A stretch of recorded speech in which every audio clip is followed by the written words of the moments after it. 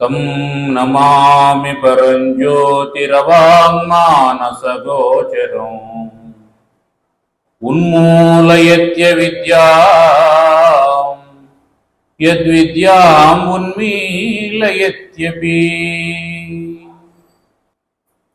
शुक्लाम्बरधरं विष्णुं शशिवर्णं चतुर्भुजं प्रसन्नवदनं ध्यायेत् सर्वविघ्नोपशान्तये। अगजानन पद्मार्कं गजाननमहर्निशम् अनेकदं तं भक्तानां एकदन्तमुपास्महे एकदन्तमुपास्महे। गुरुर्ब्रह्मा गुरुर्विष्णुः गुरुर्देवो महेश्वरः गुरुः साक्षात् परब्रह्म तस्मै श्री गुरवे नमः। अखण्डमण्डलाकारं व्याप्तं येन चराचरं तत्पदं दर्शितं येन तस्मै श्री गुरवे नमः। श्री कैवल्यपदंबु चेरुटकुनై చింతించెదన్ లోకరక్షైకారంభకు భక్తపాలన కళా సంరంభకున్ దానవోద్రేక స్తంభకు కేళిలోల విలసదృగ్జాల సంభూత నానా కంజాత భవాండ కుంభకు మహానందాంగనాడింభకున్ వాలిన భక్తి మృక్కెద అవారిత తాండవ కేళికిన్ దయాశాలికి శూలికిన్ శిఖరిజా ముఖ పద్మ మయూఖ మాలికిన్ బాల శశాంక మౌళికి కపాలికి మన్మథ గర్వ పర్వతోన్మూలికి నారదాది ముని ముఖ్య మనస్సరసీరుహాలికిన్ ఆతత సేవశేషద సమస్త చరాచర భూత సృష్టి విజ్ఞాతకు భారతీ హృదయ సౌఖ్య విధాతకు వేదరాశి నిర్ణీతకు దేవతానికరనేతకు కల్మషజేతకున్ నతత్రాతకు ధాతకున్ నిఖిల తాపసలోక శుభప్రదాతకున్ ఆదరముప్ప మృక్కిడుదు అద్రిసుతా హృదయానురాగ సంపాదికి దోషభేదికి ప్రపన్న వినోదికి విఘ్నవల్లికాచ్ఛేదికి మంజువాదికి అశేష జగజ్జన నందవేదికిన్ మోదక ఖాదికిన్ సమదమోషక సాదికి సుప్రసాదికిన్ శారద నీరదేందు ఘనసార పటీర మరాల మల్లికాహార తుషార ఫేన రజతాశలకాశ పణీశ కుంద మందార సుధాపయోది సితతామర సామరవాహిని శుభాకారత నొప్పు నిన్ను మదిగానగనెన్నడుగల్గు భారతీ. అమ్మలగన్నయమ్మ ముగురమ్మల మూలపుటమ్మ చాల పెద్దమ్మ సురారులమ్మ కడు పారడి పుచ్చినయమ్మ తన్నులో నమ్మిన వేల్పుటమ్మల మనమ్ముల నుండెడి అమ్మ దుర్గమాయమ్మ కృపాబ్ది ఇచ్చుత మహత్వ కవిత్వ పటుత్వ సంపదల్ చేతులారంగ శివుని పూజింపడేని నోరు నవ్వంగ హరికీర్తి నుడువడేని దయయు సత్యంబులోను గాదలపడేని కలుగనేటికి తల్లుల కడుపు చేటు పలికెడిది భాగవతమట పలికించు విభుండు రామభద్రుండట నే పలికిన భవహర మగునట పలికెదవే రెండు గాథ పలుకగనేలా భాగవతము తెలిసి పలుకుట చిత్రంబు శూలికైనా తమ్మి చూలికైనా విభుద జనుల వలన విన్నంత కన్నంత తెలియవచ్చినంత తేటపరతూ.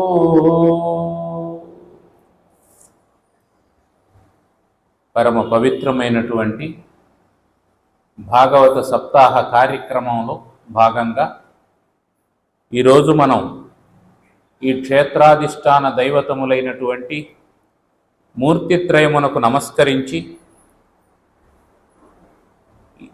ఈ కార్యక్రమాన్ని అత్యంత భక్తి శ్రద్ధలతో నిర్వహిస్తూ ఉన్నటువంటి పెద్దలందరికీ పేరు పేరున నమస్కరించి ఈ కార్యక్రమాన్ని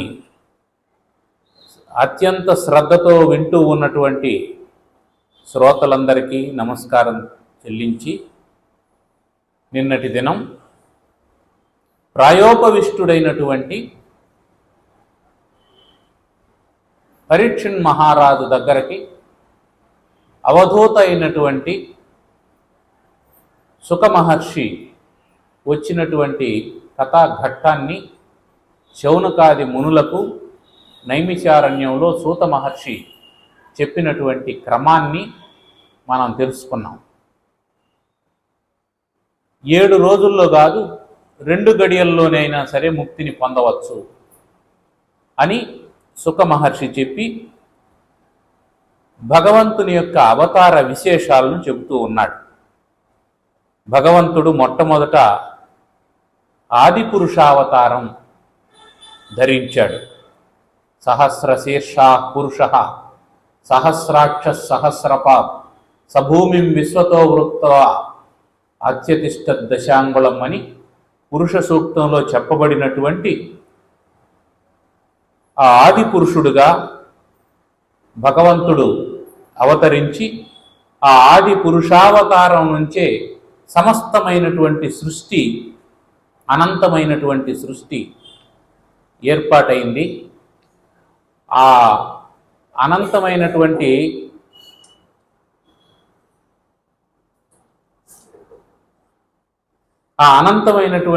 సృష్టి ఏర్పాటు కావడానికి కారణభూతమైనటువంటి ఆ ఆది పురుషావతారం తర్వాత యజ్ఞవరాహావతారాన్ని స్వామి ధరించాడు. పూర్వం హిరణ్యాక్షుడనేటువంటి ఒక రాక్షసుడు ఉండేవాడు. అతను తన బాహుబలంతో ఈ భూమండలాన్నంతా కూడా చాప చుట్టినట్లు చుట్టి సముద్ర గర్భంలోకి తీసుకుపోతే అప్పుడు శ్రీమన్నారాయణుడు యజ్ఞవరాహ స్వరూపాన్ని ధరించి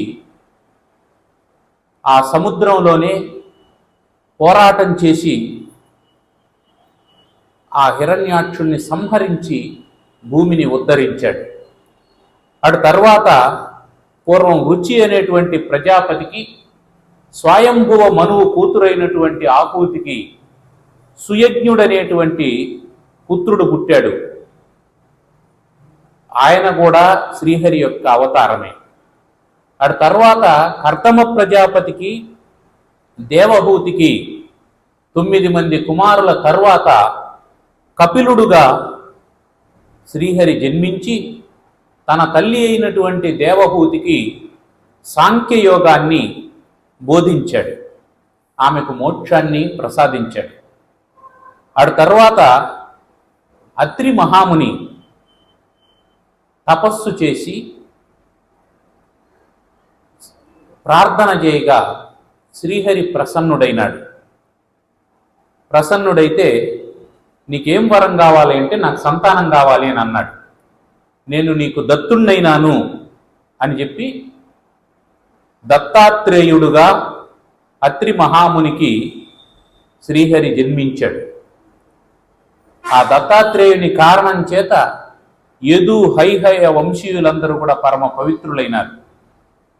ఆయన వల్ల జ్ఞాన బలాన్ని, అయోగ బలాన్ని, ఐశ్వర్యాన్ని, శౌర్యాన్ని, శక్తిని అందరూ కూడా ఇరు వంశాల వారు పొందారు.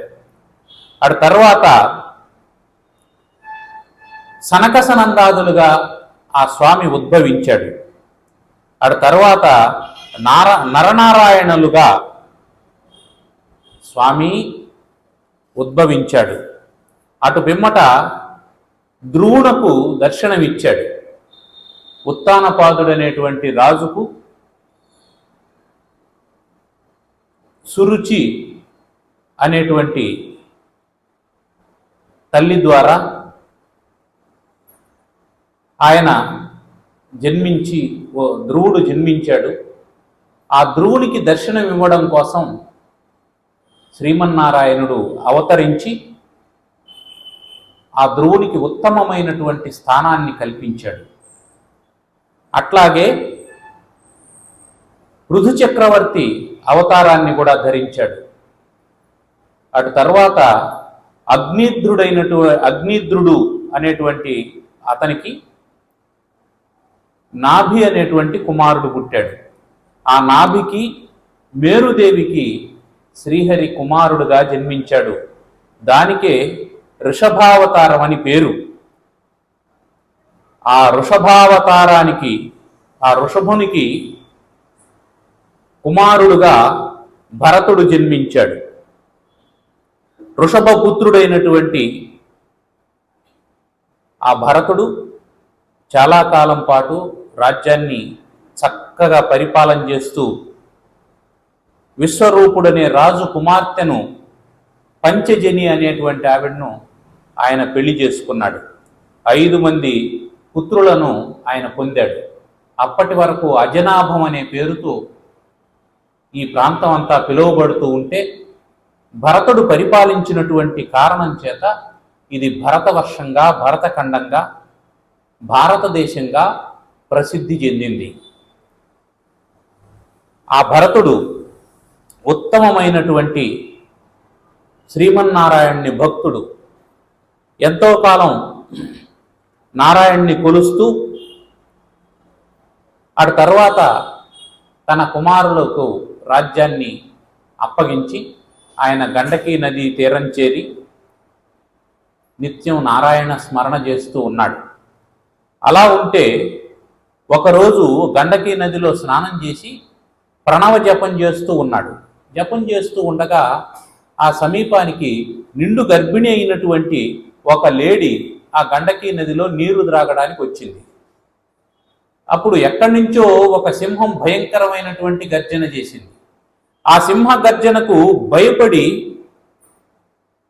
అదిరిపోయినటువంటి లేడీ ప్రాణభయంతో అవతలి ఒడ్డుకు దాటాలని చెంగున గంతింది. గెంతుతూ ఉంటే ఆ గర్భస్రావం అయిపోయింది. నిండు గర్భిణి కదా, గర్భస్రావం జరిగింది. అవతలి గట్టుకు చేరినటువంటి తల్లి జింక స్పృహ తప్పి పడిపోయి కొంతసేపటికి ప్రాణం వదిలేసింది. ఈ గర్భం నుంచి జారిపోయినటువంటి నదిలో పడినటువంటి ఆ బిడ్డ, ఆ చిన్న పసిగుడ్డైనటువంటి ఆ జింక పిల్ల నీటిలో మొనకలు వేస్తూ ఉంటే దాన్ని చూసి భరతుడు రక్షించి మెల్లగా ఆశ్రమానికి తీసుకుపోయాడు. ఆశ్రమానికి తీసుకుపోయి దాన్ని ప్రేమతో పెంచుతూ ఉన్నాడు. ఆ జింక పిల్ల కూడా మాలిమి ఏర్పడింది జింక పిల్లకు ఈ భరతునితో. అది ఆయన్ను గోకడం, దాన్ని ఆయన ఒళ్ళో వచ్చి ఈయన జపం చేసుకుంటూ ఉంటే ఒళ్ళో వచ్చి పడుకోవడం, ఇట్లా మెల్లమెల్లగా దానితో ఈయనకు సంబంధం పెరిగి ఏ క్రూర మృగం నోట పడుతుందో అని దాన్ని సంరక్షిస్తూ ఉన్నాడు. ఇట్లా ఉంటే ఆ లేడి పిల్లకు ఆయనే తల్లి, ఆయనే తండ్రి అయిపోయాడు. లేతగా ఉండేటువంటి గడ్డి పరకలు తీసుకొని వచ్చి దానికి తినిపిస్తూ ఇట్లా ఉంటే అది మెల్లమెల్లగా పెరిగి పెద్దదైంది. పెద్దదైన తర్వాత ఒకరోజు అది అరణ్యంలోకి వెళ్ళిపోతే ఈ భరతుడు ఒక బిడ్డను పోగొట్టుకున్న దానికంటే ఎక్కువగా శోకించాడు. ఆ జింక ఏమైపోయిందో అది చిన్నప్పుడు నా దగ్గరుండేది, నాకు వీపు గోకేది, నా ఒడిలో కూర్చొని ఉండేది, నేను నిమిరుతూ ఉంటే నిద్రపోయేది, నేను గడ్డి పరకలు పెడుతూ ఉంటే తినేది అని దాన్ని గురించి ఒక సామాన్యుని కంటే కూడా ఎక్కువగా ఇంతకాలం చేసినటువంటి తపస్సంతా మర్చిపోయాడు.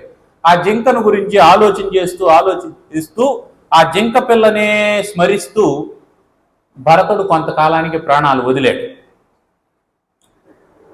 వదిలితే ఏమైంది? మరుసటి జన్మలో ఆయన లేడీ అయి జన్మించాడు.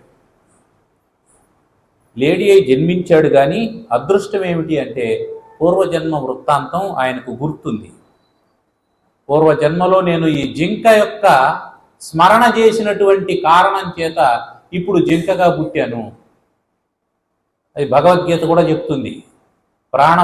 ప్రయాణ కాలంలో దేన్ని గురించి స్మరిస్తూ ఉంటాడో అదే స్పృహతో ఉత్తర జన్మలో మళ్ళీ పుడతాడు అనేటువంటి ఉద్దేశంతో. అందుకని దేన్ని గురించి స్మరించాలి? ప్రాణం పోయేటప్పుడు అంటే భగవంతుని గురించే స్మరించాలి. కాబట్టి మరణించేటప్పుడు భగవన్నామ స్మరణ చేస్తే చాలు కదా, మిగతా రోజులంతా ఏమైనా చేసుకోవచ్చు అని అంటారేమో అనేటువంటి ఉద్దేశంతో నరసింహ శతకంలో ఒక మాట చెప్పారు. ఆవేళ యమదూత లాగ్రహంబున వచ్చి ప్రాణములు పెకలించి పట్టునప్పుడు నా జిహ్వతో నిన్ను నారాయణాయంచు పిలుతునో శ్రమచేత పిలువలేనో అని చెప్పన్నాడు. కపము వాతం పైత్యమన్నీ కప్పేసినప్పుడు, ఇక ప్రాణ ప్రయాణం సమయం ఆసన్నమైనప్పుడు అప్పుడు నారాయణ అని అంటానో అనలేనో, నాటికిప్పుడే చేతు నీ నామభజన అని చెప్పారు. ఆ రోజు నాటికి చేస్తానో చేయనో తండ్రి, ఈరోజే నీ నామభజన చేస్తూ ఉన్నాను అని నరసింహ శతకంలో చెప్పినట్లు, ఎప్పుడో ప్రాణ ప్రయాణ కాలంలో ప్రాణం పోయేటప్పుడు నారాయణ నారాయణ అని అంటే కుదరదు. ఇప్పటి నుంచే నారాయణ నారాయణ అంటూ ఉంటే ఆ స్పృహ అప్పుడు కలుగుతుంది అని చెప్పని ఆయన ఆ ఆశ్రమానికి, పులహాశ్రమం అనే ఆశ్రమం దగ్గరగా చేరుకున్నాడు. జింక రూపంలో ఉండి కూడా చేరుకొని ఇక ఏ బంధాలు లేకుండా ప్రాణం నిలవడానికి మాత్రం కావాల్సినటువంటి గడ్డి పరకలు, ఎండుటాకులు తింటూ ఆ గండకి నదీ తీరంలో నదిలో నీళ్లు తాగుతూ ఆ నదిలోనే స్నానం చేస్తూ ఆ ఆశ్రమం నుంచి వినిపించేటువంటి భగవన్నామాన్ని వింటూ ఆ లేడి శరీరాన్ని వదిలిపెట్టాడు. వదిలిపెట్టిన తర్వాత మరుజన్మలో అంగీరస వంశీయుడైనటువంటి ఒక సద్బ్రాహ్మణునికి కుమారుడై జన్మించాడు. అతనికి భరతుడనే పేరు పెట్టారు. విధి అంత బలీయమైనటువంటిది. మొదటి జన్మలో చక్రవర్తి భరతుడు, తర్వాత జన్మలో జింక, మూడో జన్మలో మళ్ళీ భరతుడుగానే పుట్టాడు. భరతుడనే పేరు పెట్టారు. అయితే ఈ భరతునికి కూడా పూర్వజన్మ స్మృతి ఉన్నది. పూర్వజన్మలో మనం ఈయన అనేకమైనటువంటి కర్మలు చేసినటువంటి కారణం చేత మళ్ళీ ఆ కర్మ బంధం వల్ల ఇన్ని జన్మలు కలుగుతూ ఉన్నాయి. ఈ జన్మలో ఏ కర్మ చేయకూడదు అని చెప్పి అనుకున్నాడు. అయితే ఆ బ్రాహ్మణుడు ఏం చేశాడు? ఇతని తండ్రి అయినటువంటి బ్రాహ్మణుడు ఇతనికి ఉపనయనం చేసి గాయత్రి మంత్రాన్ని ఉపదేశించి అనేకమైనటువంటి సంధ్యావందనాది ప్రక్రియలన్నీ బోధించాడు. అయితే అతను ఏమీ చేయడం లేదు. ఎందుకు? ఏమి చేసినా ఏదో ఒక బంధం ఏర్పడుతుంది. ఆ బంధం మోక్షానికి కారణం కాదు, మళ్ళీ మనం జన్మాన్ని పొందాల్సిందే అనే ఉద్దేశంతో భరతుడు ఏ పని చేయడం లేదు, ఏ కర్మ చేయడం లేదు, ఏమీ నేర్చుకోవడం లేదు, దేన్ని పట్టించుకోవడం లేదు. అప్పుడు తండ్రి ఏం చేశాడంటే, వీడు సుంటగా తయారైపోతాడేమో అని దిగులు పెట్టుకున్నాడు. దిగులు పెట్టుకొని ఆ దిగులుతో ఆయన మరణించాడు. వాళ్ళ తల్లి కూడా మరణించింది, సహగమనం చేసింది. ఇక అతనికి 9 మంది అన్నలు ఉండారు. వాళ్ళ నాన్నకి 2 భార్యలు, పెద్ద భార్య కొడుకులు 9 మంది, రెండో భార్యకు ఒక కొడుకు కూతురు, అంటే ఈయనకు చెల్లెలు కూడా ఉంది. వీళ్ళందరూ ఏం చేసేవాళ్ళంటే, ఈ జడ భరతుడు ఎలా ఉన్నాడు? చెవులుండి విననివాడు, కళ్ళుండి చూడనివాడు, దేన్ని పట్టించుకోవడం లేదు. అందువల్ల ఏదో ప్రపంచంలో ఉన్నట్టు ఉండేవాడు. అందుకని ఇతన్నందరూ జడభరతుడు అనేవాడు. అంటే జడత్వం కలిగినటువంటి వాడు, ఎక్కడా చేతనత్వం లేదు.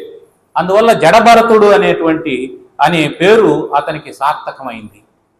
అట్లా ఉంటే అతని సవతి తల్లి కుమారులైనటువంటి అన్నలు ఇతని దగ్గర పని చేయించుకునేవాళ్ళు. సరైనటువంటి తిండి పెట్టేవాళ్ళు కాదు.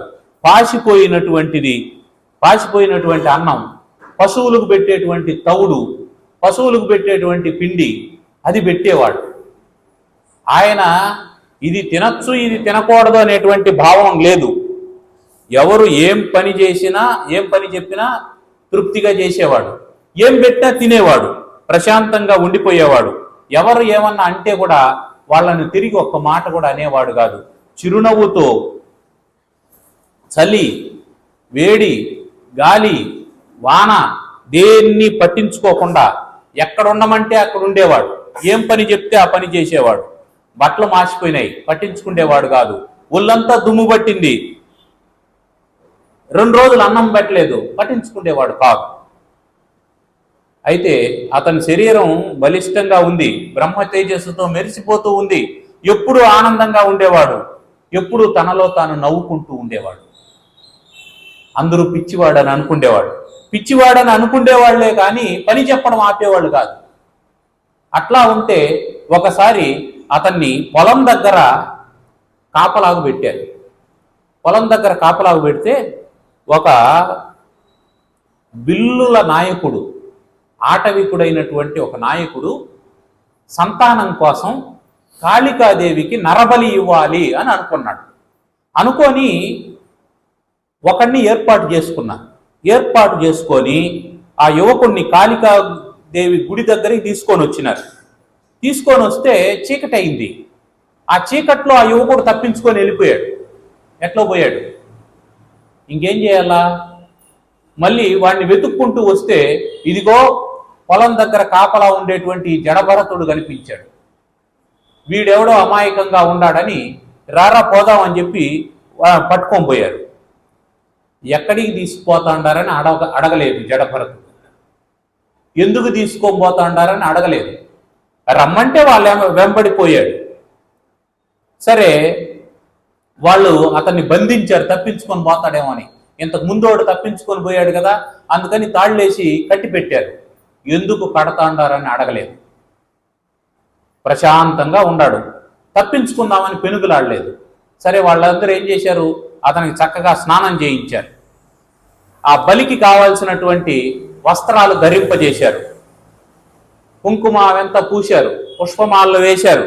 ఇవన్నీ అలంకారం చేసి మంచి భోజనం పెట్టారు.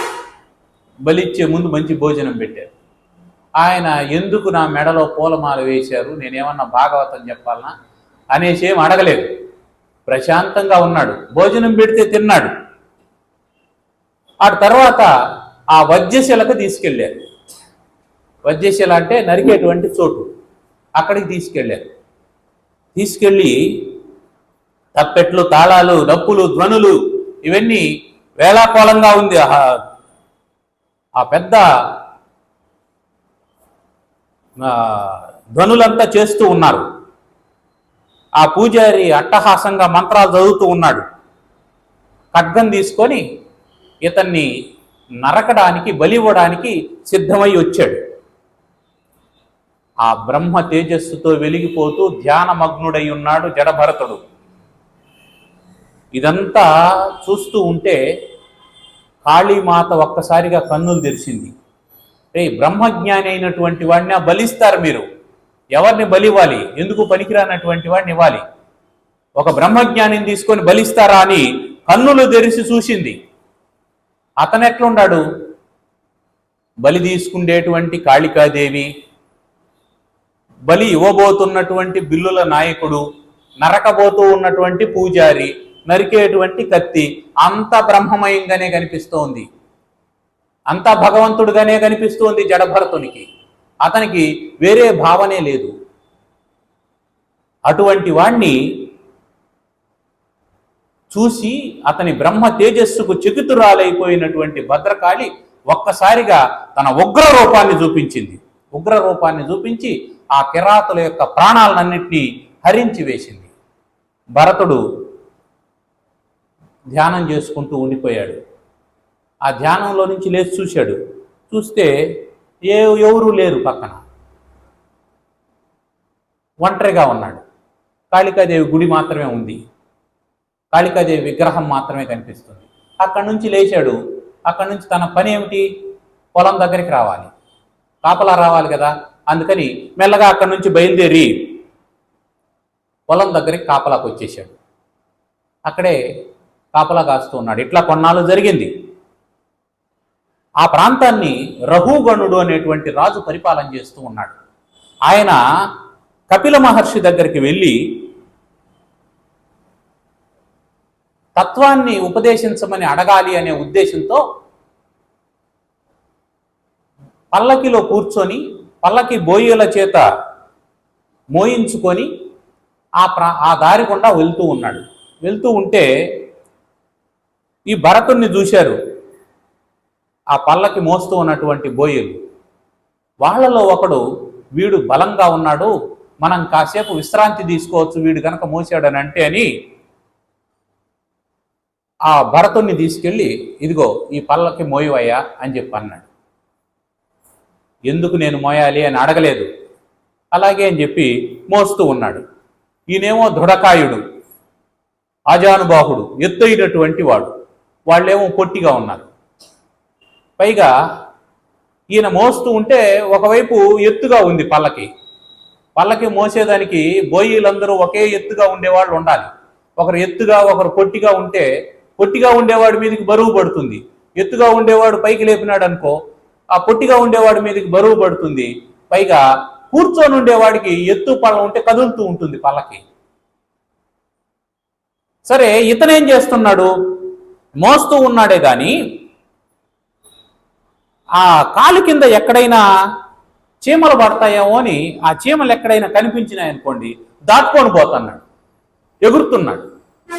ఆ ఎగిరినప్పుడు కదులుతూ ఉంది.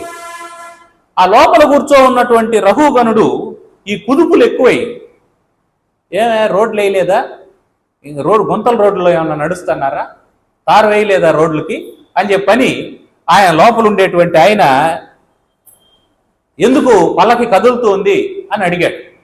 అడిగితే వాళ్ళందరూ ఏం చేశారు, ఇక రాజు కోపం వస్తే దండిస్తాడని, అయ్యా మా వల్ల కాదు, ఇదిగో ఇతని వల్లనే ఈ పల్లకి కదులుతూ ఉంది అని అంటే, అప్పుడు అతన్ని చూసి ఆయన హేళనగా, రఘుగణుడు, పాపం చాలా దూరం నుంచి మోస్తా ఉన్నట్టున్నావు, బాగా బలహీనంగా ఉన్నట్టున్నావు, అలసిపోయినట్టున్నావు, చక్కగా మోయడానికి తెలియదా, ఇదిగో కాళ్ళు చేతులు సక్రమంగా నిలబడవా అని ఎత్తి పొడుపుగా 4 మాటలు అన్నాడు.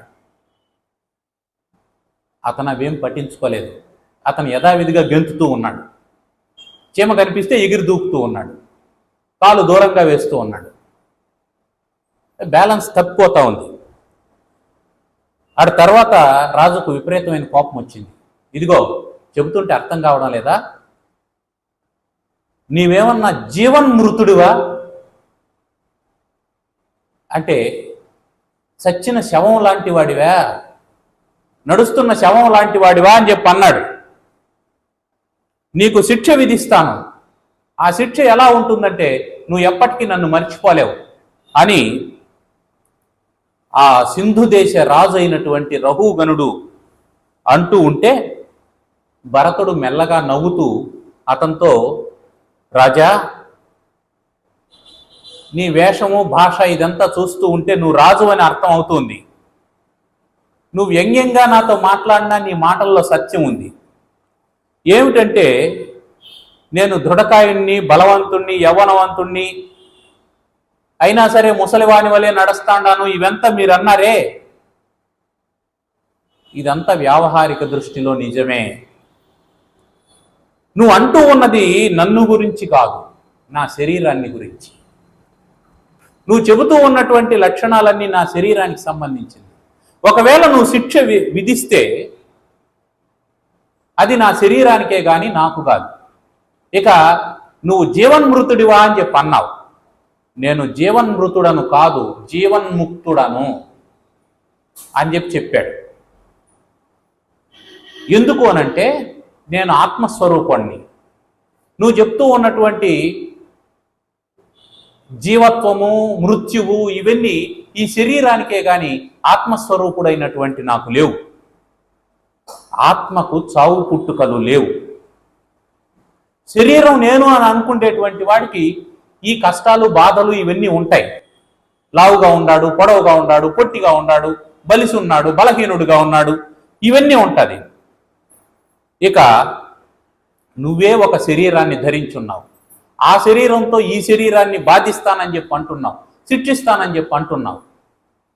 ఈ శిక్షలు శరీరానికే కానీ నాకు కావు. నేను దేన్ని గురించి పట్టించుకోను. ఈ శరీరం ఏమైపోయినా నేను పట్టించుకోను.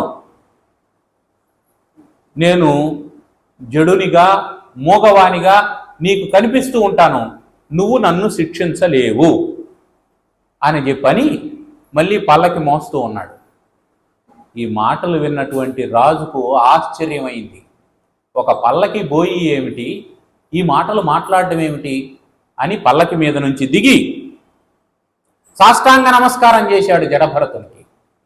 సాష్టాంగ నమస్కారం చేసి, అయ్యా నన్ను మన్నించు, నేను తత్వజిజ్ఞాసతో కపిల మహర్షి దగ్గరికి జ్ఞానబోధ కోసం వెళ్తూ ఉన్నాను. నీవు సామాన్యుడివి కాదు, నిన్ను అనరాని మాటలు అన్నాను. నా పేరు రహుగణుడు, నేను ఈ సింధు దేశానికి రాజును, నన్ను మన్నించు. నువ్వెవరు? నన్ను పరీక్షించడానికి వచ్చినటువంటి కపిల మహర్షి కాదు కదా అని అత్యంత దీనస్వరంతో ప్రార్థిస్తే, అప్పుడు ఆయనకు ఏ తత్వం కోసమైతే ఆయన బయలుదేరి కపిల మహర్షి దగ్గరికి వెళ్తూ ఉన్నాడో ఆ తత్వాన్నంతా భరతుడు రహుగణునికి ఉపదేశించాడు. అది ఆ అవతారం యొక్క ప్రాశస్త్యం నాయన అని చెప్పని అటు తర్వాత భగవంతుడు మరొక అవతారాన్ని ధరించాడు. ఆ అవతారమే నృసింహావతారం. దానికంటే ముందు యజ్ఞ వరాహ అవతారం ధరించాడని చెప్పి అన్నాను కదా. ఆ విశేషాలు చెబుతాను వినుమని పరీక్షణ్ మహారాజుకు సుఖ మహర్షి చెబుతూ ఉన్నాడు. ఒకసారి ఏం జరిగిందంటే, నాయన ఆ భగవంతుని యొక్క అవతారాలు చిత్ర విచిత్రాలుగా ఉంటాయి. ధర్మరాజు రాజసూయ యాగం చేశాడు. ఆ రాజసూయ యాగం చేసినప్పుడు శిశుపాలుడు వచ్చాడు. ఆ యాగానికి కర్తగా శ్రీమన్నారాయణుని పెట్టారు, శ్రీకృష్ణుడిని పెట్టారు. ఆ శ్రీకృష్ణుడిని శిశుపాలుడు తిట్టాడు. శ్రీకృష్ణుడు శిశుపాలుడు ఎవరు అంటే మేనత్త కొడుకు పాపం శిశుపాలుడు. అతను తన మేనమామ కొడుకు అయినటువంటి శ్రీకృష్ణుడిని తిడుతూ ఉన్నాడు. ఆయనకు చిన్నప్పుడు ఒక వరం ఇచ్చాడు వాళ్ళ అత్తకి, 100 తప్పులు వరకు మన్నిస్తాను అని. అతను తిడుతూ ఉంటే ఆ 100 తప్పులు లెక్కేసుకున్నాడు శ్రీకృష్ణ పరమాత్మ. 100 అయిపోయాయి. ఆ శ్రీకృష్ణుడు తన చేతిలో ఉన్నటువంటి ఆ తాంబూలపు పళ్ళ్యాన్నే సుదర్శనాయుధంగా అభిమంత్రించి ఆ శిశుపాలుని యొక్క శిరస్సును ఛేదించాడు. ఆ శిశుపాలుని యొక్క శిరస్సు ఎప్పుడైతే ఛేదింపబడిందో అప్పుడు శిశుపాలునిలో నుంచి ఒక దివ్యమైనటువంటి తేజస్సు వెళ్ళి శ్రీకృష్ణునిలో కలిసిపోయింది. అది చూసి ఆశ్చర్యపోయినటువంటి ధర్మరాజు నారదుణ్ణి అడిగాడు. ఆ సభలో ఉన్నటువంటి నారదుణ్ణి, స్వామి ఇది ఎట్లా సాధ్యమైంది? మహాతపస్సంపన్నులైనటువంటి వాళ్ళకే భగవత్ సాయుధ్యం కష్టమే, అట్లాంటిది నిరంతరం కృష్ణ ద్వేషి అయినటువంటి ఈ శిశుపాలునికి ఆ మహద్భాగ్యం ఎలా కలిగింది? భగవంతునిలోకి ఎలా ఆయన చేరగలిగాడు? ఇది నాకు ఆశ్చర్యంగా ఉంది, దీని గురించి చెప్పండి అని ధర్మరాజు అడిగితే నారదుడు చెప్పాడు, ధర్మనందన, విష్ణుమూర్తికి వీడు నావాడు వీడు పరాయివాడు అనేటువంటి భేదం ఎప్పుడు ఉండదు. వీడు మిత్రుడు వీడు శత్రువు అనేటువంటి భావన ఎప్పుడు ఉండదు. పక్షపాతం ఉండదు. ఆయన సమవర్తి అయి ఉంటాడు అన్ని జీవుల పట్ల.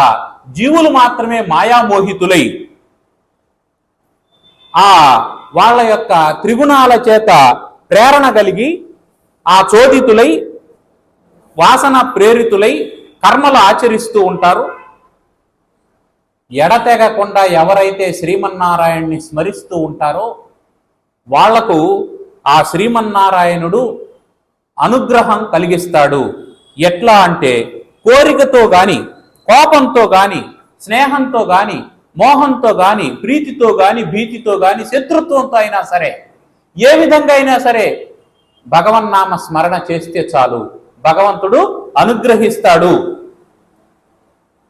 ఆ విధంగా విరోధంతో భగవంతుణ్ణి పొందినటువంటి వాడు ఈ శిశుపాలుడు అని చెప్పి కామోత్కంఠత గోపికల్ భయమునన్ కంసుండు వైరక్రియా సామగ్రిన్ శిశుపాల ముఖ్య నృపతుల్ సంబంధులై వృష్ణులున్ ప్రేమన్ మీరలు భక్తినే మునిది చక్రింగంటి మెట్లైన ఉద్దామధ్యాన గరిష్ఠుడైన హరిజందన్ వచ్చు ధాత్రీశ్వరా.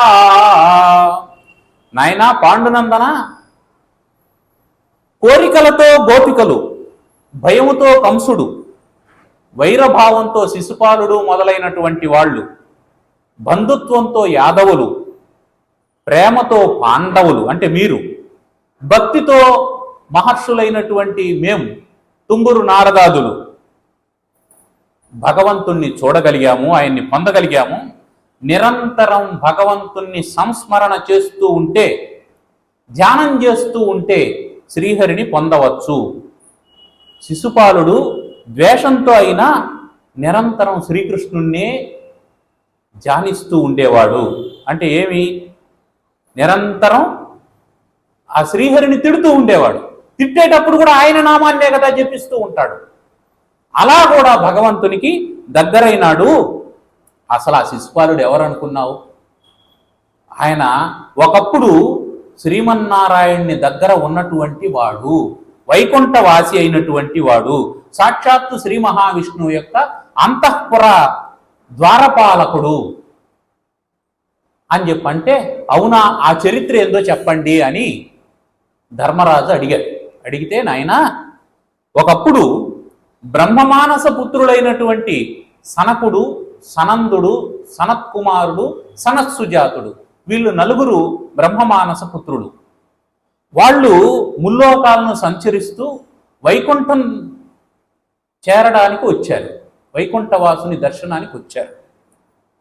వాళ్ళు 5-6 ఏళ్ల చిన్న పిల్లవాళ్లలాగా ఉన్నారు. విష్ణుమూర్తి అంతఃపుర ద్వారం దగ్గరకు వచ్చి లోపలికి ప్రవేశిస్తూ ఉంటే ఆ ద్వారానికి ఇటువైపు అటువైపు ఇద్దరున్నారు, జయుడు విజయుడు అనేవాడు. ఆ జయ విజయులు ఈ సనక సనందాదుల్ని అడ్డుకున్నారు. అడ్డుకొని బయటకు పోండి అని గెంటారు.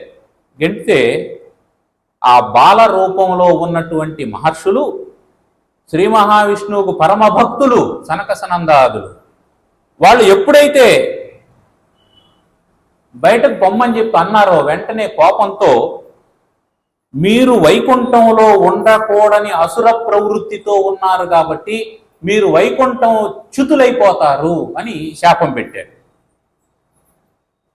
వైకుంఠంలో శ్రీమన్నారాయణునికి సమీపంలో ఉన్నటువంటి వాళ్ళు కదా, తాత్కాలికంగా గర్వాన్ని పొందినటువంటి వారు వెంటనే తమ తప్పు తెలుసుకున్నటువంటి వారై సనక సనందాదుల్ని వేడుకొన్నారు. వేడుకుంటే, మీరు 3 జన్మల్లో వైరభక్తి చేత భగవంతునికి దూరంగా ఉండి ఆడు తర్వాత వైకుంఠాన్ని చేరచ్చు అని చెప్పారు. ఆ విధంగా సనక సనందాదుల శాపం పొందినటువంటి ఈ జయ విజయులే శిశుపాల దంతవక్తులుగా జన్మించారు. దానికంటే ముందు దితి గర్భంలో హిరణ్యకశిపుడు హిరణ్యాక్షుడిగా జన్మించారు అని చెప్పని ఆ కథ చెప్తాను విను అని ఈ హిరణ్యాక్షుడు భూమిని చాపగా చుట్టుకొని పోయాడు. పోతే భూమి కింద వెళ్ళి దాక్కుంటే శ్రీమన్నారాయణుడు వరాహ రూపాన్ని ధరించి అతన్ని వధించి భూమిని ఉద్ధరించాడు. అటు తర్వాత 2వ జన్మలో రావణ కుంభకర్ణులై జన్మిస్తే అప్పుడు శ్రీరామచంద్రమూర్తిగా ఉద్భవించి అప్పుడు వాళ్ళను వధించి వాళ్లకు ప్రసాదించాడు. మూడో జన్మలో ఈ శిశుపాల దంతవక్తులుగా జన్మించారు. శ్రీహరిని దూషిస్తూ శ్రీకృష్ణ పరమాత్మ చేత చంపబడి తిరిగి శ్రీహరి సన్నిధికే చేరుకున్నారు అని చెప్పారు. ఆ విషయాన్ని చెప్తాను ఆయన వినమని చెప్పని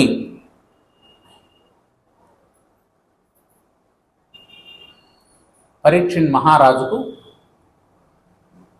శుక మహర్షి చెప్పినటువంటి భాగవత పురాణాన్ని ఈ సందర్భంలో ధర్మరాజు అడగగా నారదుడు చెప్తూ ఉన్నాడు.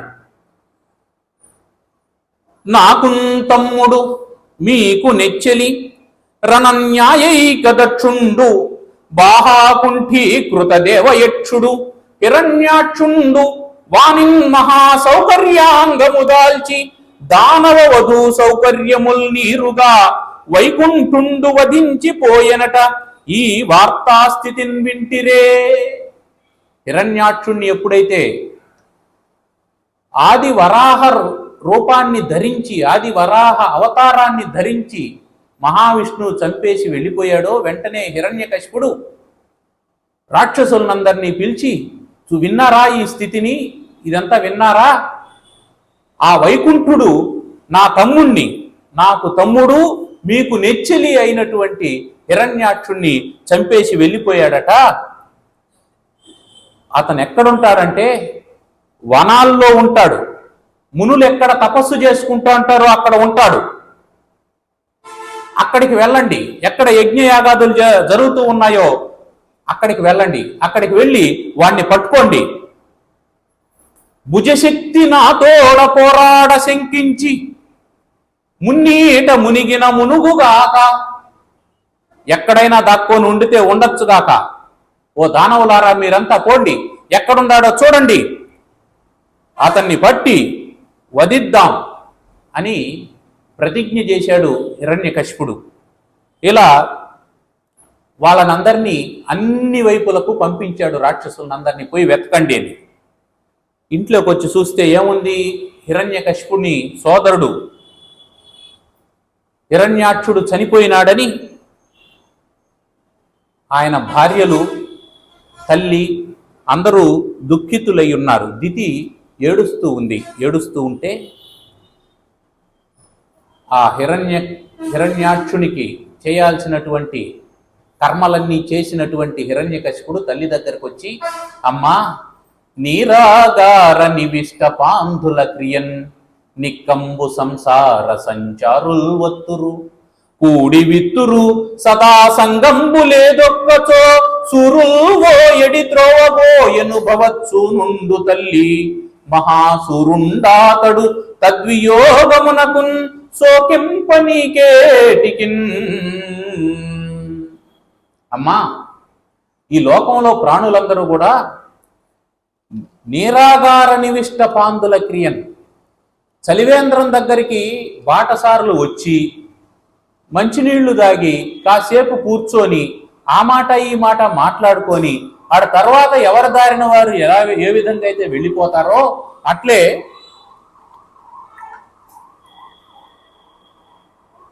ఈ లోకంలో ఉండేటువంటి మానవులందరూ కూడా పుడుతూ ఉంటారు, పోతూ ఉంటారు. ఎవరూ శాశ్వతంగా ఒక చోట ఉండరు. అట్లాగే నీ కొడుకు కూడా వచ్చాడు పోయాడు. నీ కొడుకు అంటే నా తమ్ముడు వచ్చాడు పోయాడు. పైగా అతనే మామూలుగా చనిపోలా, మహాసూరుడు అతడు.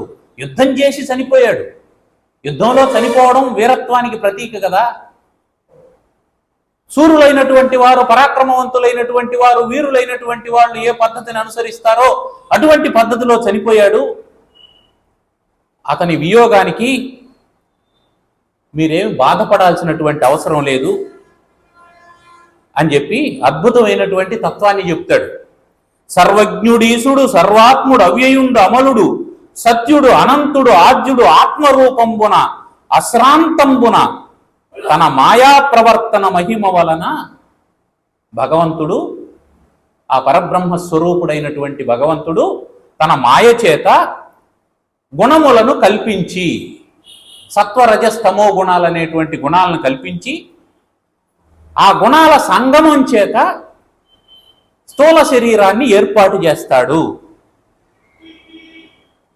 కంపిత జలములో కదలెడు క్రియతో తోచు.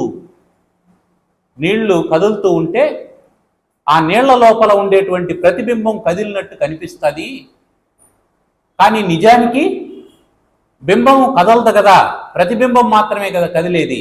అట్లాగే భగవంతుడు ఈ నానా రూపాలను ధరించి చెట్లు ఏ విధంగా అయితే నీళ్లలో కదులుతూ ఉన్నట్లు ప్రతిబింబం కనిపిస్తూ ఉంటుందో, ఆ విధంగా ఈ లోకంలో అనేకమైనటువంటి జీవుల రూపంలో ఉంటాడు.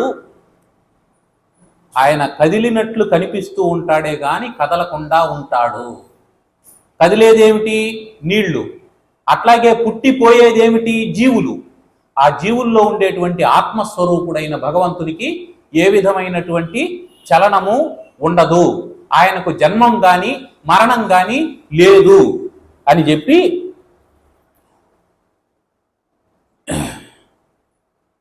అనేకమైనటువంటి ఉదాహరణలతో వాళ్లను ఓదార్చి, మచ్చిక వీరికెల్ల బహుమాత్రము చోద్యము దేహి పుట్టుచున్ చచ్చుచునుంట చూచెదరు చావక మానెడు వారి భంగి ఈ చచ్చిన వారికేక్షదరు చావున కొల్లక డాగవచ్చునే ఎచ్చట గుట్టే అచ్చటికి ఏగుట నైజము ప్రాణికోటికిన్.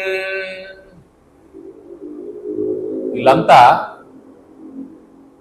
ఆశ్చర్యకరమైనటువంటి విషయం ఏమిటంటే, వీళ్ళ కళ్ళ ఎదుటనే అందరూ పుడతా ఉంటారు, వీళ్ళ కళ్ళ ఎదుటనే పుట్టినటువంటి వాళ్ళు చస్తూ ఉంటారు. కానీ వీళ్ళు మాత్రం చచ్చినప్పుడు వాళ్ళని చూసి వీళ్ళు ఎప్పుడూ చావకుండా ఉంటారని ఏడుస్తూ ఉంటారు. చచ్చిన వారి చూచి చచ్చిన వానికేక్షదరు, అయ్యో చచ్చిపోయినావా అని చెప్పి చచ్చిపోయిన వాళ్ళని చూసి ఏడుస్తూ ఉంటారు. వీళ్ళు మాత్రం చావకుండా ఉంటారా? ఇదే విచిత్రమైనటువంటి విషయం ఈ లోకంలో. ఎవడు సృజించు ప్రాణుల, ఎవడు రక్షించు దృంచు, ఎవడు అనంతుడు, ఎవడు విభుడెవడు, వాడి విధమున మనుచు పెరుచు హేలారతుడై. కాబట్టి భగవంతుడు సృజిస్తూ ఉంటాడు, పెంచుతూ ఉంటాడు, వాళ్ళను త్రుంచుతూ ఉంటాడు. ఈ విధంగా జరుగుతూ ఉంటుంది. ధనము వీధిబడిన దైవ వశంబున ఉండు పోవు మూలనున్ననైనా అడవి రక్షలేని అబలుండు వర్ధిల్లు రక్షితుండు మందిరమునదచ్చు. అంతేకాదు, మన డబ్బు వీధిలో పడిపోయింది అనుకోండి, ఎక్కడికో వెళ్ళాం, మళ్ళీ తిరుక్కొని వచ్చాం, దైవ వశం చేత అది మన కాళ్ళకే తగులుతుందట, అక్కడే ఉంటుంది. అదే ఇంట్లో దాచిపెట్టాం భద్రంగా, దాన్ని దొంగలు దోచుకొని పోతారు. ఇదంతా దైవ నిర్ణయం. కాబట్టి అడవిలో ఒకడున్నాడు, పులులు, ఏనుగులు, ఎలుగుబంట్లు, సింహాలు అన్నీ ఉన్నాయి, అక్కడ వాడు క్షేమంగా ఉంటాడు. పెద్ద మందిరంలో ఉండేటువంటి వాడు కాలు జారి పడి చస్తాడు. కాబట్టి సావు బ్రతుకులు అనేటువంటివి మన చేతిలో ఉన్నటువంటివి కావు.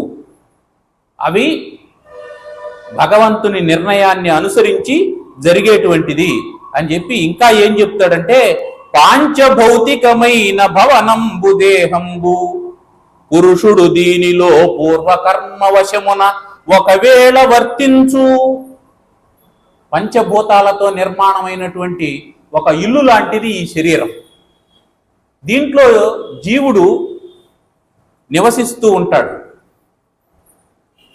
కొంతకాలం ఉంటాడు, పెరుగుతుంది, పెద్దవాడవుతాడు. ఒకవేళ తలగిపోవు చెడినేని దేహంబు చెడుగాని పురుషుండు చెడడు అతనికెంత సేటు లేదు.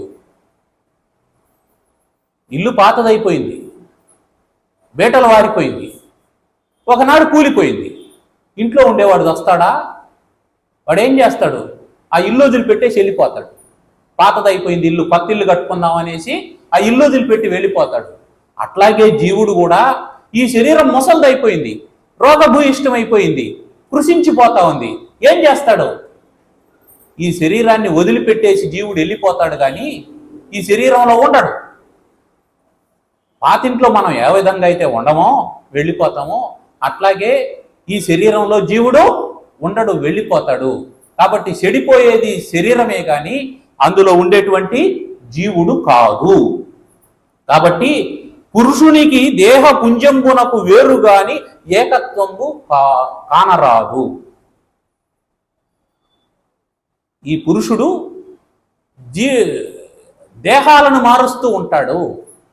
జీవుడు ఒక్కడే గాని శరీరాలు వేరువేరుగా ఉంటాయి అని చెప్పి,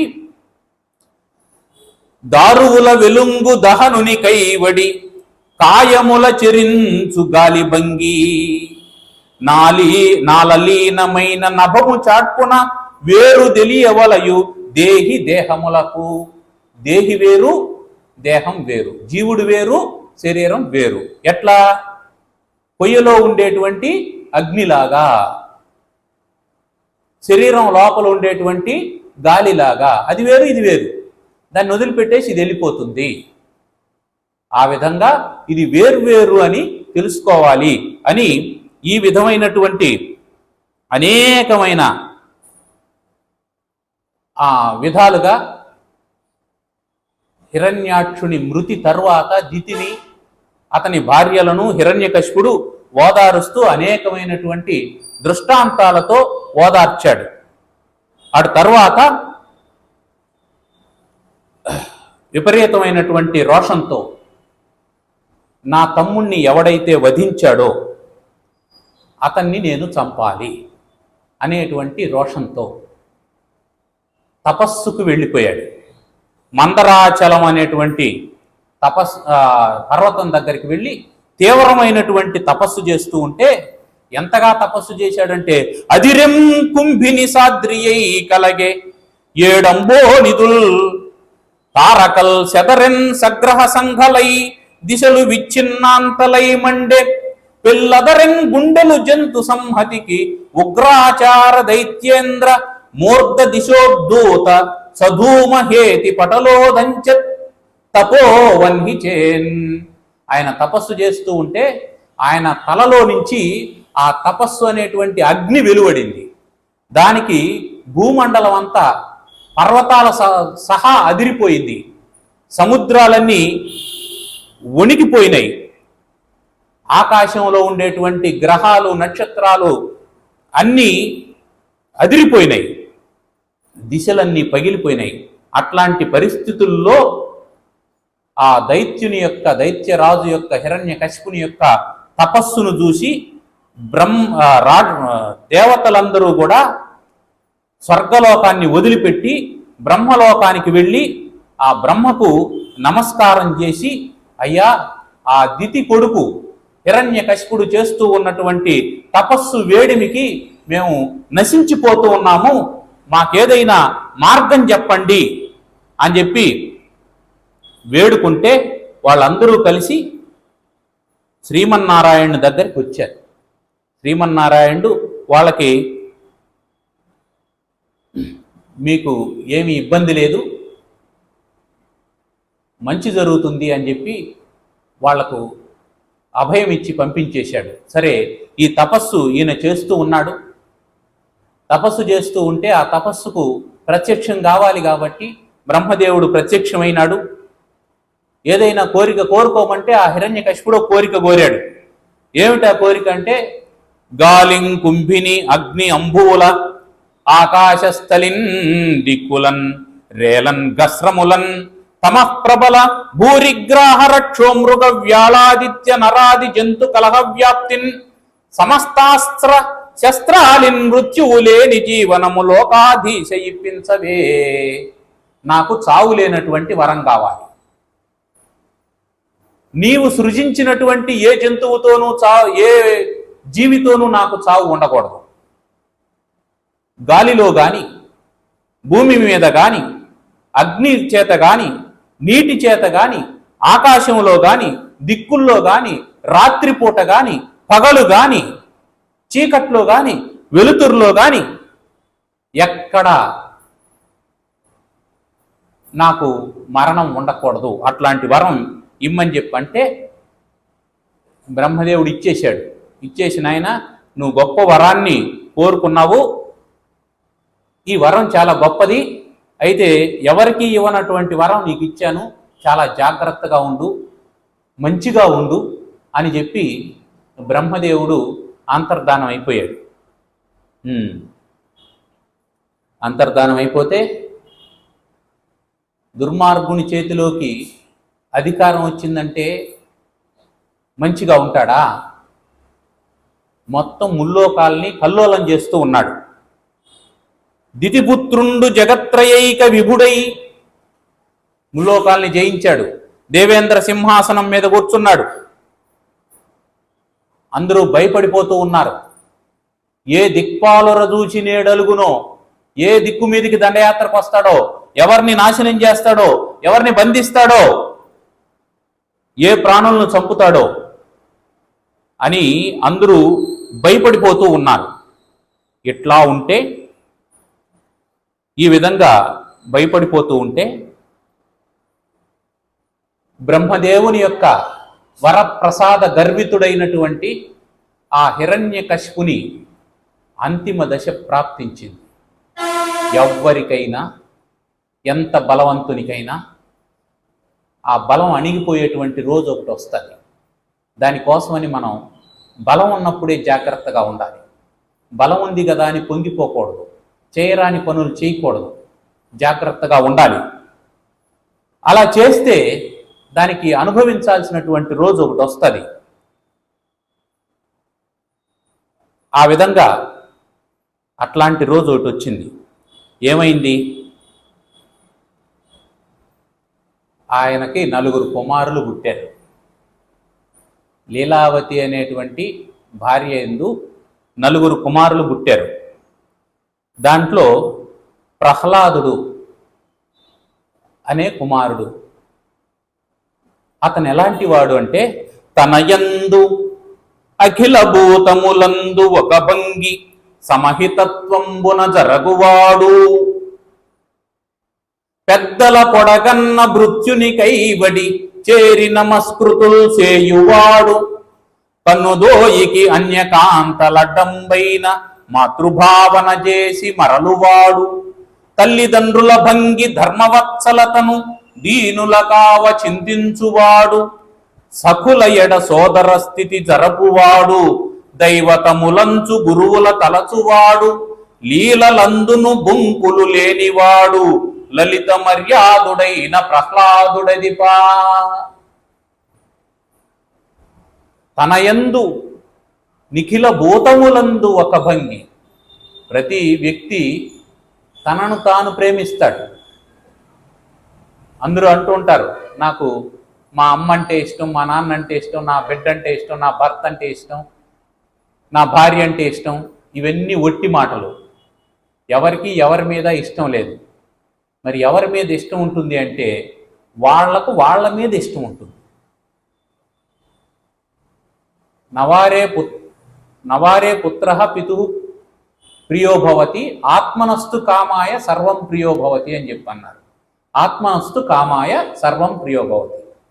నాకు నా భార్య అంటే, నా పిల్లలంటే, నా ఇల్లంటే ఇష్టమని నేను అన్నానంటే అది ఒట్టి మాట. నాకు నేనంటే ఇష్టం, నాకు నేనంటే ఇష్టం. నా భార్య అంటే నాకు ఎందుకు ఇష్టం అంటే నాకు అనుకూలంగా ఉంటుంది కాబట్టి ఇష్టం. నాకు అనుకూలంగా లేకపోతే నా భార్య అంటే కూడా నాకు ఇష్టం ఉండదు. నాకు నా బిడ్డలంటే ఇష్టం. ఎందుకు అంటే నాకు విధేయులై ఉంటారు కాబట్టి ఇష్టం. నేను చెప్పిన మాట నా బిడ్డలు వినలేదనుకోండి, ఇష్టం ఉంటుందా? ఇష్టం ఉండదు. కాబట్టి సత్యం ఏమిటంటే ఎవరికి ఎవరి మీద ఇష్టం ఉండదు, వాళ్ళ మీద వాళ్ళకి ఇష్టం. నాకు అనుకూలంగా ఉంటే మీరంటే నాకు ఇష్టం. మీరు నాకు అనుకూలంగా లేదనుకోండి, మీరంటే నాకు ఇష్టం లేదు. నేను మీకు అనుకూలంగా ఉంటే నేనంటే మీకు ఇష్టం.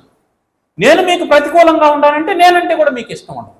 కాబట్టి ఈ ప్రపంచంలో ఎవరు ఎవరిని ప్రేమించరు, ఎవరికి ఎవరి మీద ఇష్టం ఉండదు, అది తల్లిదండ్రులైనా బిడ్డలైనా.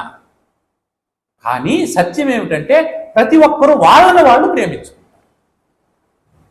నన్ను నేను ప్రేమించుకుంటాను కాబట్టి, నేనంటే నాకు ఇష్టం కాబట్టి, నాకు సంబంధించిన వాళ్ళంతా నాకు ఇష్టం, నాకు అనుకూలంగా ఉండే వాళ్ళు ఇష్టం, సంబంధించిన వాళ్ళంతా అని కూడా అనడానికి వీల్లేదు.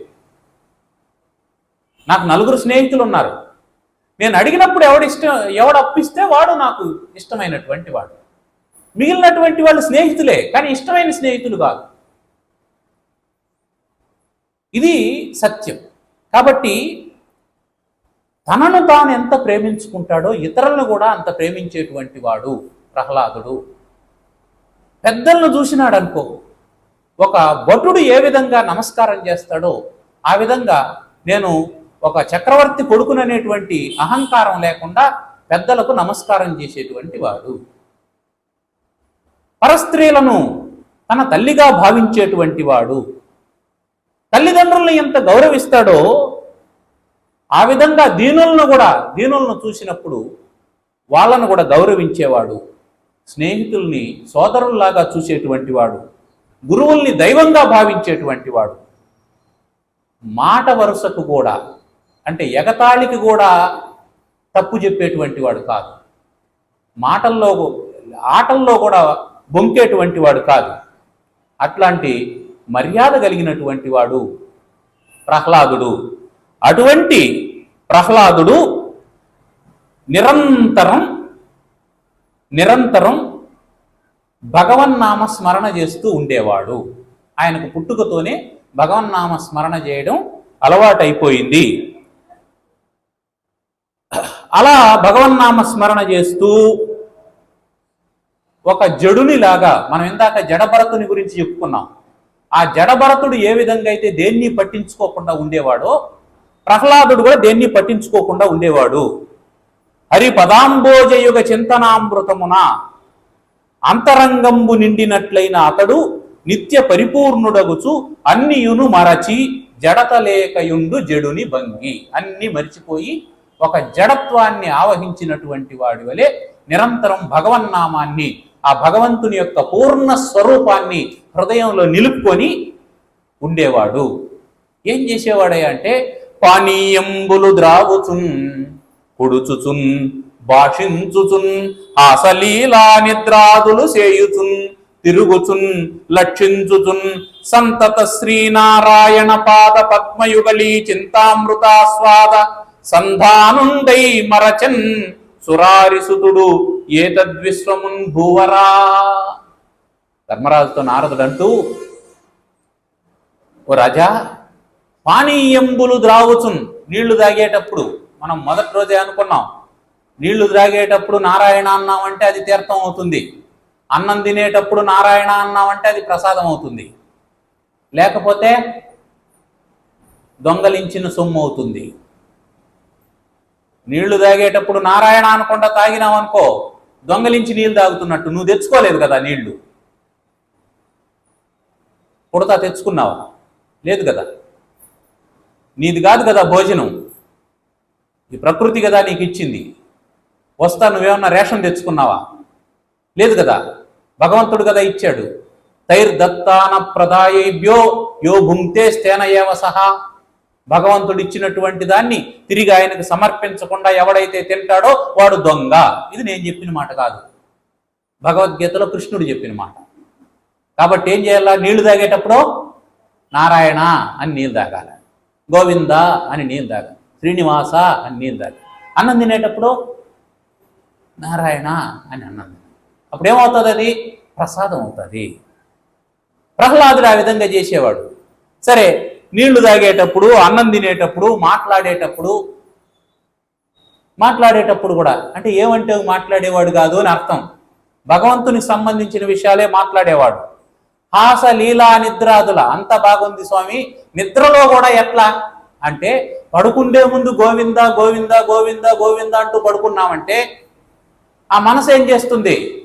గోవింద గోవింద గోవింద నిద్రలో కూడా అంటుంది. కాబట్టి పడుకుండే ముందు మనం జపం చేసి పడుకున్నామంటే ఆ మనసు, ఆ అంతఃకరణం నిద్రలో కూడా అదే ఫలితాన్ని పొందుతుంది. మళ్ళీ నిద్ర లేవగానే ఏం చేయాలా? భగవంతుని కృతజ్ఞత. లేపాడుగా నిద్రలోనే పోకుండా. కాబట్టి స్వామి నీ దయా విశేషం చేత మేల్కొన్నాను. మళ్ళీ నారాయణ అనాలి. లక్షించు చూస్తూ చూస్తూ ఏమనుకోవాలి? అనిపించిందంతా భగవన్మయం అనుకోవాలి.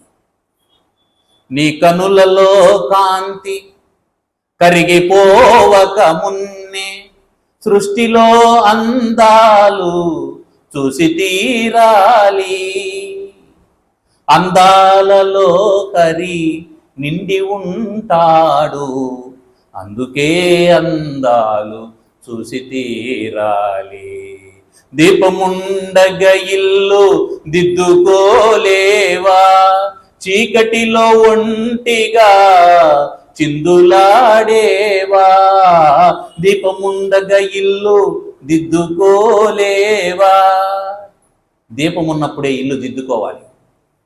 దీపం ఆరిపోయిన తర్వాత చీకట్లో ఏది తాకితే ఏమవుతుందో తెలియదు. అందువల్ల వయసులో ఉన్నప్పుడే, ఒంట్లో ఓపిక ఉన్నప్పుడే భగవన్నామ స్మరణ చేయాలి. కంట్లో చూపు ఉన్నప్పుడే,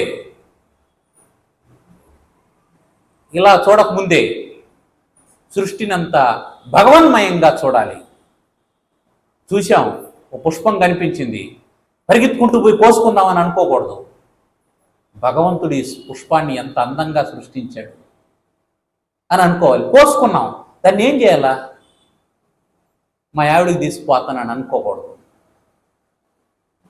ముందు దాన్ని భగవంతునికి సమర్పణ చేయాల. తైర్దత్తాన ప్రదాయేభ్యో యో భుంక్తే స్తేనయేవ సహా. ఇది గుర్తుండాలి ఎంతసేపు.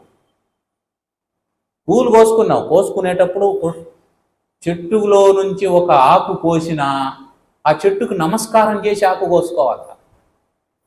ఎందుకు? చెట్టు భగవంతుడు కాదా? చెట్లు లేకపోతే మనమేమవుతాం? చస్తాం.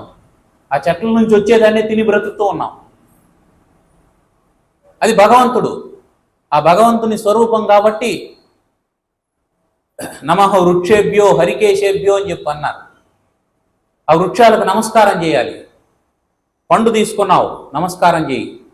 ఆకు తీసుకున్నావు, నమస్కారం చేయి. పువ్వు కోసుకున్నావు, నమస్కారం చేసి కోసుకో. పొరపాటున ఏదో కారణం చేత నీ ఇంటి దగ్గర ఉన్నటువంటిదో, పొలం దగ్గర ఉన్నటువంటిదో చెట్టు నరికేయాల్సి వచ్చింది, ఏం చేయాలా? ఇంకొక చెట్టు నాటి దానికి నీళ్లు పోసి, ఈ చెట్టును నరికేటప్పుడు దానికి పూజ చేసి, క్షమించమని చెప్పి సాష్టాంగ నమస్కారం చేసి వేడుకొని అటు తర్వాత రంపం దాని మీద పెట్టాలా? ఇలా చేయలేదా నీకు కూడా అదే గతి పడుతుంది. బ్రతికి ఉండగానే రంపంతో కోస్తాడు యముడు.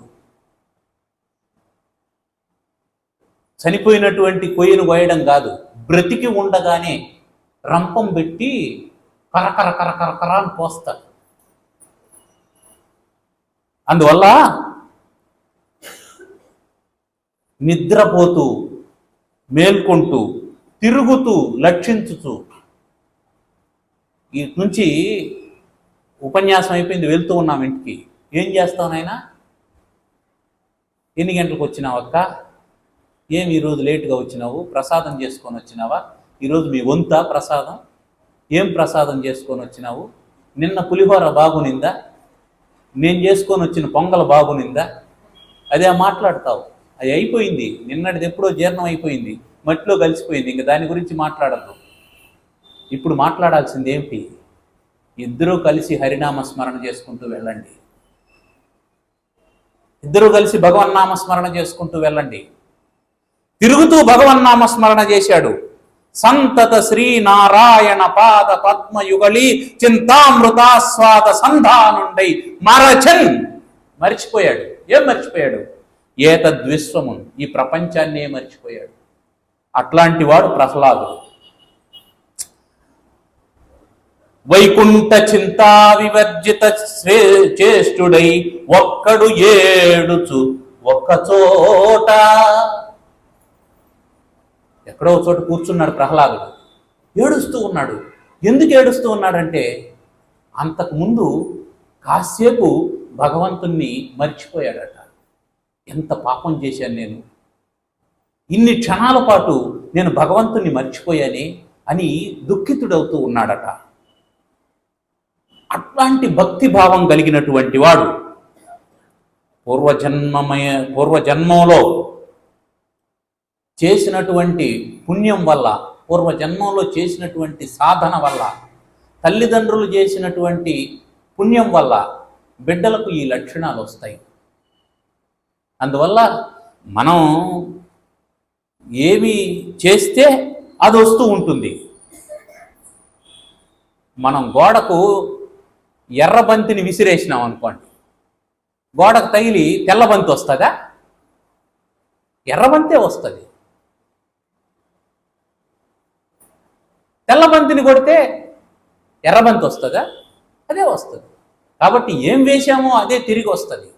అందుకని ఏమి నేర్పిస్తామో అదే వస్తుంది. ఆ కారణం చేత పూర్వజన్మ పుణ్య పరిపాక వశం చేత ప్రహ్లాదుడు నిరంతరం భగవన్నామ స్మరణ చేస్తూ ఒక జడునిలాగా ఉంటే అతన్ని చూశాడు. ఎవరు? హిరణ్యకశిపుడు. ఏమిట్రా వీడు, కూర్చున్న చోట నుంచి లేయడు, వాడిలో వాడు నవ్వుకుంటూ ఉంటాడు, వాడిలో వాడు ఏడుస్తూ ఉంటాడు, ఏమిటి అసలు ఇదేమైనా జబ్బా? కొందరు పిల్లలు రకరకాలుగా ఉంటారు. ఉంటే హైపర్ యాక్టివ్గా ఉంటారు, లేదా మజ్జరంగా ఉంటారు, కదలకుండా ఉంటారు, ఏం చెప్పినా అట్లే ఉంటారు. లేదా ఒక్క క్షణం ఒక్క చోట కుదురుగా ఉండకుండా వస్తాడు, ఈ మైక్ని పక్కకు జరుపుతాడు, పూల కుండీని తీస్తాడు, ఇటు పోతాడు, ఎవరినో బట్టి లాగుతాడు, ఆ కుర్చీ జరుపుతాడు, ఒక కుర్చీ మీద ఇంకో కుర్చీ వేస్తాడు, కుదిరితే కుర్చీని బోర్లిస్తాడు, బోర్లించిన కుర్చీ మీద ఎక్కుతాడు, పడతాడు, కుర్చీ కాలించుతాడు, వాడిని కాలించుకుంటాడు. ఇట్లా జరుగుతూ ఉంటుంది. ఇట్లయినా ఉంటారు. లేదా కూర్చున్న చోట కదలకుండా ఉంటాడు, తినడం, నిద్రపోవడం, ఏ పని చేయడం, ఏ పని చేయకుండా ఉండడం, ఇట్లయినా ఉండడం. అట్లా కాకుండా పిల్లవాడు ఎలా ఉన్నా దోషమే. విపరీతమైన అల్లరి చేస్తాడు అనుకో, అది దోషమే. అట్లని ఏమీ చేయకుండా ఉన్నాడు అనుకోండి, అది దోషమే. రెండిటికి కౌన్సిలింగ్ అవసరం, జాగ్రత్తగా చూసుకోవాలి. సరే, మొత్తానికి వాళ్ళ నాన్న గమనించాడు. రాక్షసుడైనా మనం గమనించాల్సింది ఏంటి? ఆయన తత్వచింతన గురించి తెలుసుకోవాలా. వాళ్ళ తల్లి ఏడుస్తూ ఉంటే సావు గురించి ఎంత గొప్ప మాటలు చెప్పాడో విన్నాం కదా. అలా ఓదార్చాడు. అంటే అతని ప్రవృత్తి రాక్షస ప్రవృత్తే కానీ అతను గొప్పగా చదువుకున్నాడు, అతనిలో జ్ఞానం ఉంది. ఆ జ్ఞానం సరైనటువంటి పద్ధతిలో వినియోగించబడలేదు. అది మనం గుర్తుపెట్టుకోవాల్సింది. తర్వాత ఏమన్నాడు? అరే ఏమిటి వీడు ఇలా అయిపోయాడు అని ఆ పిల్లవాడిని పిలిచి ఏమన్నాడంటే, చదువని వాడజ్ఞుండగు చదివిన సదసద్వివేక చతురత కలుగున్ చదువగ వలయును జనులకు చదివించద ఆర్యులొద్ద చదువుము తండ్రి. ఏమిరా నువ్వు జడత్వాన్ని పొందావు, ఇలా ఉన్నావు పనికిరాని వాళ్ళలాగా అని కొడుకుని అనలేదు. ఏమన్నాడంటే, నాయనా చదవకపోతే అజ్ఞాని అయిపోతాడు, చదువని వాడు అజ్ఞుండగు, ఏమీ తెలియని వాడు అయిపోతాడు చదవకపోతే. మరి చదివిన సదసద్వివేక చతురత కలుగును. చదివితే వాడికి వచ్చే ప్రయోజనం ఏమిటంటే ఏది సత్యము ఏది అసత్యము అనేటువంటి వివేకం కలుగుతుంది. వివేకం అంటే ఏమిటి? విచక్షణ. విచక్షణ అంటే ఏమిటి? ఏది చేయొచ్చు ఏది చేయకూడదు, ఏది తినచ్చు ఏది తినకూడదు, ఏది అనొచ్చు ఏది అనకూడదు, ఎక్కడికి వెళ్ళొచ్చు ఎక్కడికి వెళ్ళకూడదు అనేటువంటి జ్ఞానం ఉండడం వివేచన. ఇది పశువులకు ఉంటుందా? ఉండదు. మనుషులకు ఉంటుందా? ఉండాలి, లేకపోతే పశువుతో సమానం.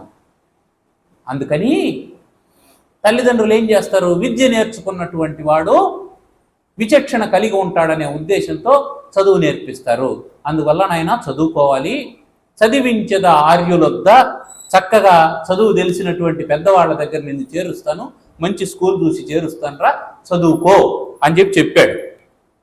5 ఏళ్ళు వచ్చినటువంటి ఆ ప్రహ్లాదుని పిలిచి, సరే ఆయన మంచిదే, నేను స్కూలుకు పోనని కింద పడి దొరలాడలేదు, వ్యాన్లో ఎత్తేస్తే ఏడుస్తూ దూకేలేదు, సరే అని చెప్పన్నాడు.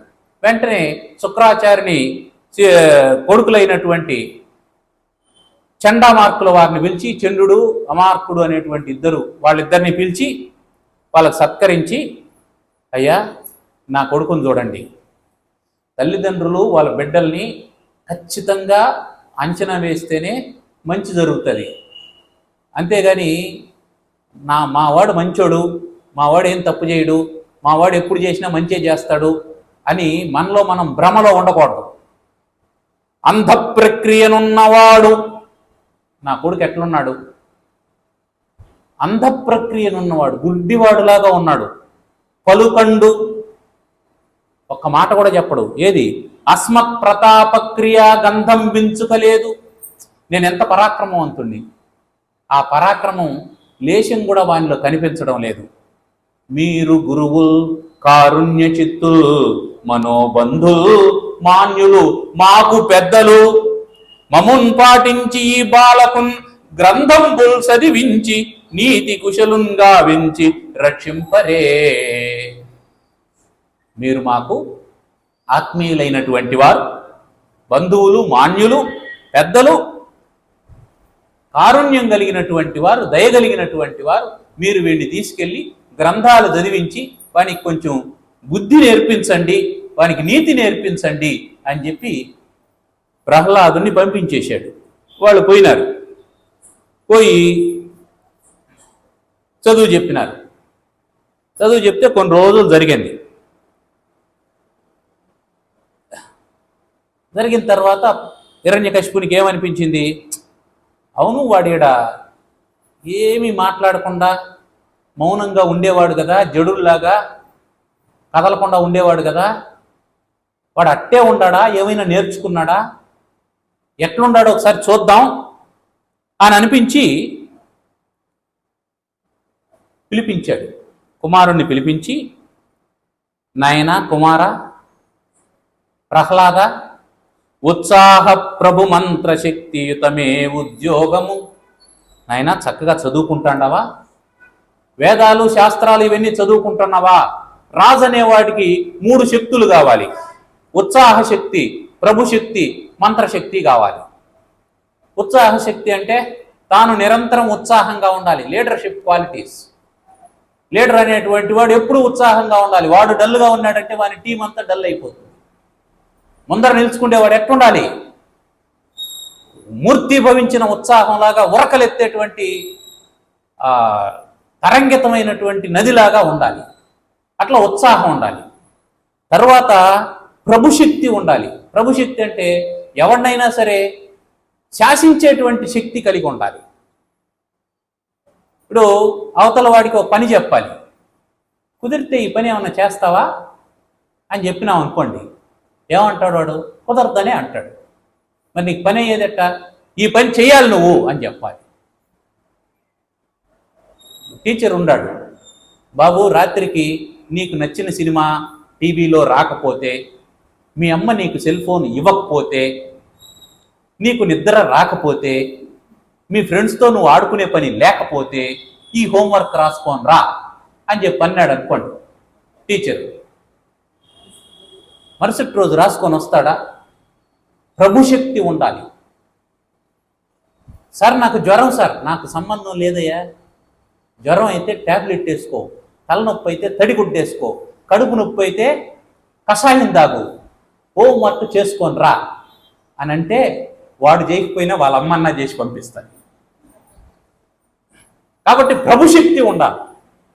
ఆ తర్వాత మంత్రశక్తి ఉండాలి. మంత్రశక్తి అంటే అదేంది అష్టాక్షరి మహామంత్రం, ద్వాదశాక్షరి మహామంత్రం అవి కాదు. మంత్రశక్తి అంటే ఆలోచన శక్తి ఉండాలి. ఆలోచన చేయాలి. Plan 1, plan A fail, plan B సిద్ధంగా ఉండాలి, plan B fail, plan C సిద్ధంగా ఉండాలి లీడర్ దగ్గర. Not E, not F, not D, even Z. Plan Z కూడా లీడర్ దగ్గర సిద్ధంగా ఉండాలి. అన్ని 25 ఫెయిల్ అయిపోతాయండి. ఫెయిల్ అయిపోతే ప్లాన్ జెడ్ కూడా నా దగ్గర ఉంది అనేవాడు లీడర్. నేను ఇట్లా అనుకున్నాను, అట్లా జరగలేదు, నన్నేం చేయమంటావో అనేవాడు లీడర్ కాదు. అట్లా అనుకున్నావు, అది జరగకపోతే నీ దగ్గర ఆల్టర్నేటివ్ ఏముంది? అది మంత్రశక్తి. సరే, నీ మంత్రశక్తి పని చేయలేదు, నువ్వు అనుకున్నటువంటి ప్లాన్ ఫెయిల్ అయిపోయింది, ఇంకంతా అయిపోయింది, మన వల్ల ఇంకేం కాదు అని లీడర్ డల్ అయిపోయినాడంటే ఏమవుతాడు? నాయకుడు నిరుత్సాహపడిపోయినాడంటే టీంలో ఉండే వాళ్ళంతా వాళ్ళు పడుకుంటారు ముందే. అందువల్ల నాయన, రాజు కావాలనుకునేటువంటి వాడికి ఉత్సాహశక్తి, ప్రభుశక్తి, మంత్రశక్తి అనే 3 ఉండాలి. నీ చదువులో ఇవి ఇన్క్లూడ్ అయినాయా? నీ సిలబస్లో ఇవి ఉన్నాయా? వాటితో పాటు వేదాలు శాస్త్రాలు చదువుతున్నావా అని చెప్పి దగ్గరికి పిలిచి ఒళ్ళో కూర్చోబెట్టుకొని, నాయనా, బిడ్డలు చదువుకుంటే, వాళ్ళు చదువుకొని వచ్చి ఇంటి దగ్గర చెప్తూ ఉంటే, ఒక పిల్లోడు ఉన్నాడు అనుకోండి, ఎల్కేజీను యూకేజీను చదివే పిల్లోడు, వాడు బడిలో ఒక శ్లోకం నేర్చుకొని వచ్చి వాళ్ళ అమ్మకు చెప్పినాడు. వాళ్ళ అమ్మకు వినే తీరిక ఉండాలి. అయితే వాళ్ళ అమ్మకు, నేను సీరియల్ చూస్తాను, ఇప్పుడు నన్ను డిస్టర్బ్ చేయదు అంటే వాడేం చేయలేడు పాపం. వాడు ఎవరికి చెప్పుకోలేక వాడే మర్చిపోతాడు. అట్లా కాకుండా వాళ్ళ అమ్మకు చెప్పినాడు అనుకో, లేదా వాళ్ళ నాన్నని పిలుస్తాడు, ఈరోజు మా సార్ ఒక మంచి కథ చెప్పినాడు, ఆ కథ చెప్తాను విందు రా అని చెప్పి పిలుస్తాడు. వాళ్ళ నాన్న సెల్ ఫోన్ చూసుకుంటూ బిజీగా ఉన్నాడు అనుకోండి, వాడు ఎవరికి చెప్పాలా? మర్చిపోతాడు. వాడు ఎవరికి చెప్పే పని లేదు కాబట్టి మర్చిపోతాడు. అట్లా లేకుండా నాయనా, బిడ్డలు ఆ ముద్దు ముద్దు మాటలతో మాట్లాడుతూ ఉంటే తల్లిదండ్రులకు అంతకంటే కావాల్సినటువంటిది ఏముంటుంది? అంతకంటే సంతోషమైనటువంటిది ఏముంటుంది? నువ్వు చదువుకున్నావు కదా నాయనా బంగారు కొండ, నువ్వు చదువుకున్నటువంటి దాంట్లో నుంచి నీకు బాగా నచ్చినటువంటి టాపిక్, బాగా ఇష్టమైనటువంటి టాపిక్, అది మ్యాథమెటిక్సా, ఫిజిక్సా, కెమిస్ట్రీనా, సోషల్ స్టడీసా అనేదంతా నాకు సంబంధం లేదు. నీకు ఫ్లూయెన్సీ ఉన్నటువంటి టాపిక్లో ఒక మాట చెప్పురా ఏదైనా అని అంటే, ఎల్ల శరీరధారులకు ఇళ్లను చీకటి నూతిలో పలంత్రెల్లక, మీరు నేమను మతి భ్రమణంబున భిన్నులై ప్రవర్తిల్లక, సర్వమున్ అతని దివ్య కళామయమంచు విష్ణునందుల్లము చేర్చి తారడవి నుండుట మేలు నిశాచరాగ్రణి. నాన్న, అందరికీ, ఎల్ల శరీరదారులకు, వీళ్ళందరికీ నేను చెప్పదలుచుకున్నటువంటి మాట ఏమిటి? ఇల్లు అనేటువంటి చీకటి నూతిలో ఉన్నారు. అసలే నుయ్యి, నుయ్యి అంటే దిగడానికి మెట్లు లేనటువంటిదని నుయ్యి అంటారు. దిగడానికి మెట్లు ఉంటే దాన్ని దిగుడు బావి అంటారు. ఆ దిగేదానికి మెట్లు ఉండదు, పడినారంటే ఇంకంతే, మళ్ళీ తాడు కట్టి లాగాల. అట్లాంటి నుయ్యి లాంటిది సంసారం. ఇల్లు అనేది అట్లాంటిది. సంసారంలో పడిపోయినారు, దాంట్లో పడి నశించిపోకుండా మీరు నేను అనేటువంటి భేదభావం లేకుండా అంత భగవన్మయము, సర్వము అతని దివ్య కళామయము. ఏది? సమస్త సృష్టి భగవంతునిదే. నీవు భగవంతుడే, నేను భగవంతుడే, నుయ్యి భగవంతుడే, నీళ్లు భగవంతుడే, తాడు భగవంతుడే, పడింది భగవంతుడే, పైకి లాగేది భగవంతుడే. భగవంతుడు కానటువంటిది ఏదీ లేదు అని భావన చేసి ఆ విష్ణువుని మనస్సులో నిలుపుకొని అడవిలో ఉండడం మేలు అని చెప్పినాడు. ఇది ఆయన చదువుకున్న చదువు. సరే, ఒరే, నాకు చూస్తే ఆశ్చర్యం అవుతుంది, అసలు ఇది సిలబస్లో ఉందా? నువ్వే చదివినావా? నీకెవరైనా చెప్పినారా? మీ గురువులు ఏమైనా చెప్పినారా? నువ్వు నేర్చుకోవాల్సిన సిలబస్ ఏం తెలిసిన?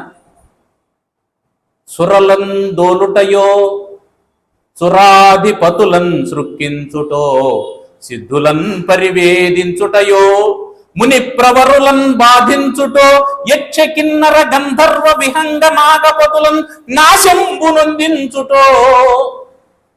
అది నీ సిలబస్. అంతేగాని హరియంచున్ గిరియంచు ఏలచెడ మోహాంధుండవై పుత్రక. నువ్వు సిలబస్లో లేని పాఠాలన్నీ చదివితే ఇవి పరీక్షకు రావు, ఫెయిల్ అయిపోతావు. జాగ్రత్త. నీ సిలబస్లో ఉండే పాఠాలు ఏంటి? దేవతలను ఎట్లా తరమాలి, దేవేంద్రుని ఎట్లా దించాలి, సిద్ధుల్ని ఎట్లా వేధించాలి, మునుల్ని ఎట్లా బాధించాలి, యక్ష కిన్నెర గంధర్వ గరుడ నాగాదుల్ని ఎలా నాశనం చేయాలి, అది తెలుసుకోకుండా హరి గిరి అంటున్నావు. బుద్ధి లేకపోతే సరి అని అంటూ ఉంటే ప్రహ్లాదుడు సమాధానం చెప్తూ ఉన్నాడు తండ్రికి. అజ్ఞుల్ కొందరు నేముతామనుచు మాయంజంది సర్వాత్మకున్ ప్రజ్ఞాలభ్యు దురన్వయ క్రమను నిన్ భాషింపగానేరరు. ఆ జిజ్ఞాసాపథమందు మూఢులు గదా చింతింప బ్రహ్మాది వేదజ్ఞులు తత్పరమాత్మ విష్ణునితరు దర్శింపగా నేర్తురే. నాన్న, కొంతమంది అజ్ఞానులు మీరు నేను వాడు వీడు అని అనుకుంటూ భేదభావం కలిగి ఆ భగవంతుణ్ణి తెలుసుకోకుండా, ఆ జిజ్ఞాసే లేకుండా, భగవంతుణ్ణి తెలుసుకోవాలనేటువంటి ఇచ్చే లేకుండా బ్రతుకుతూ ఉంటారు.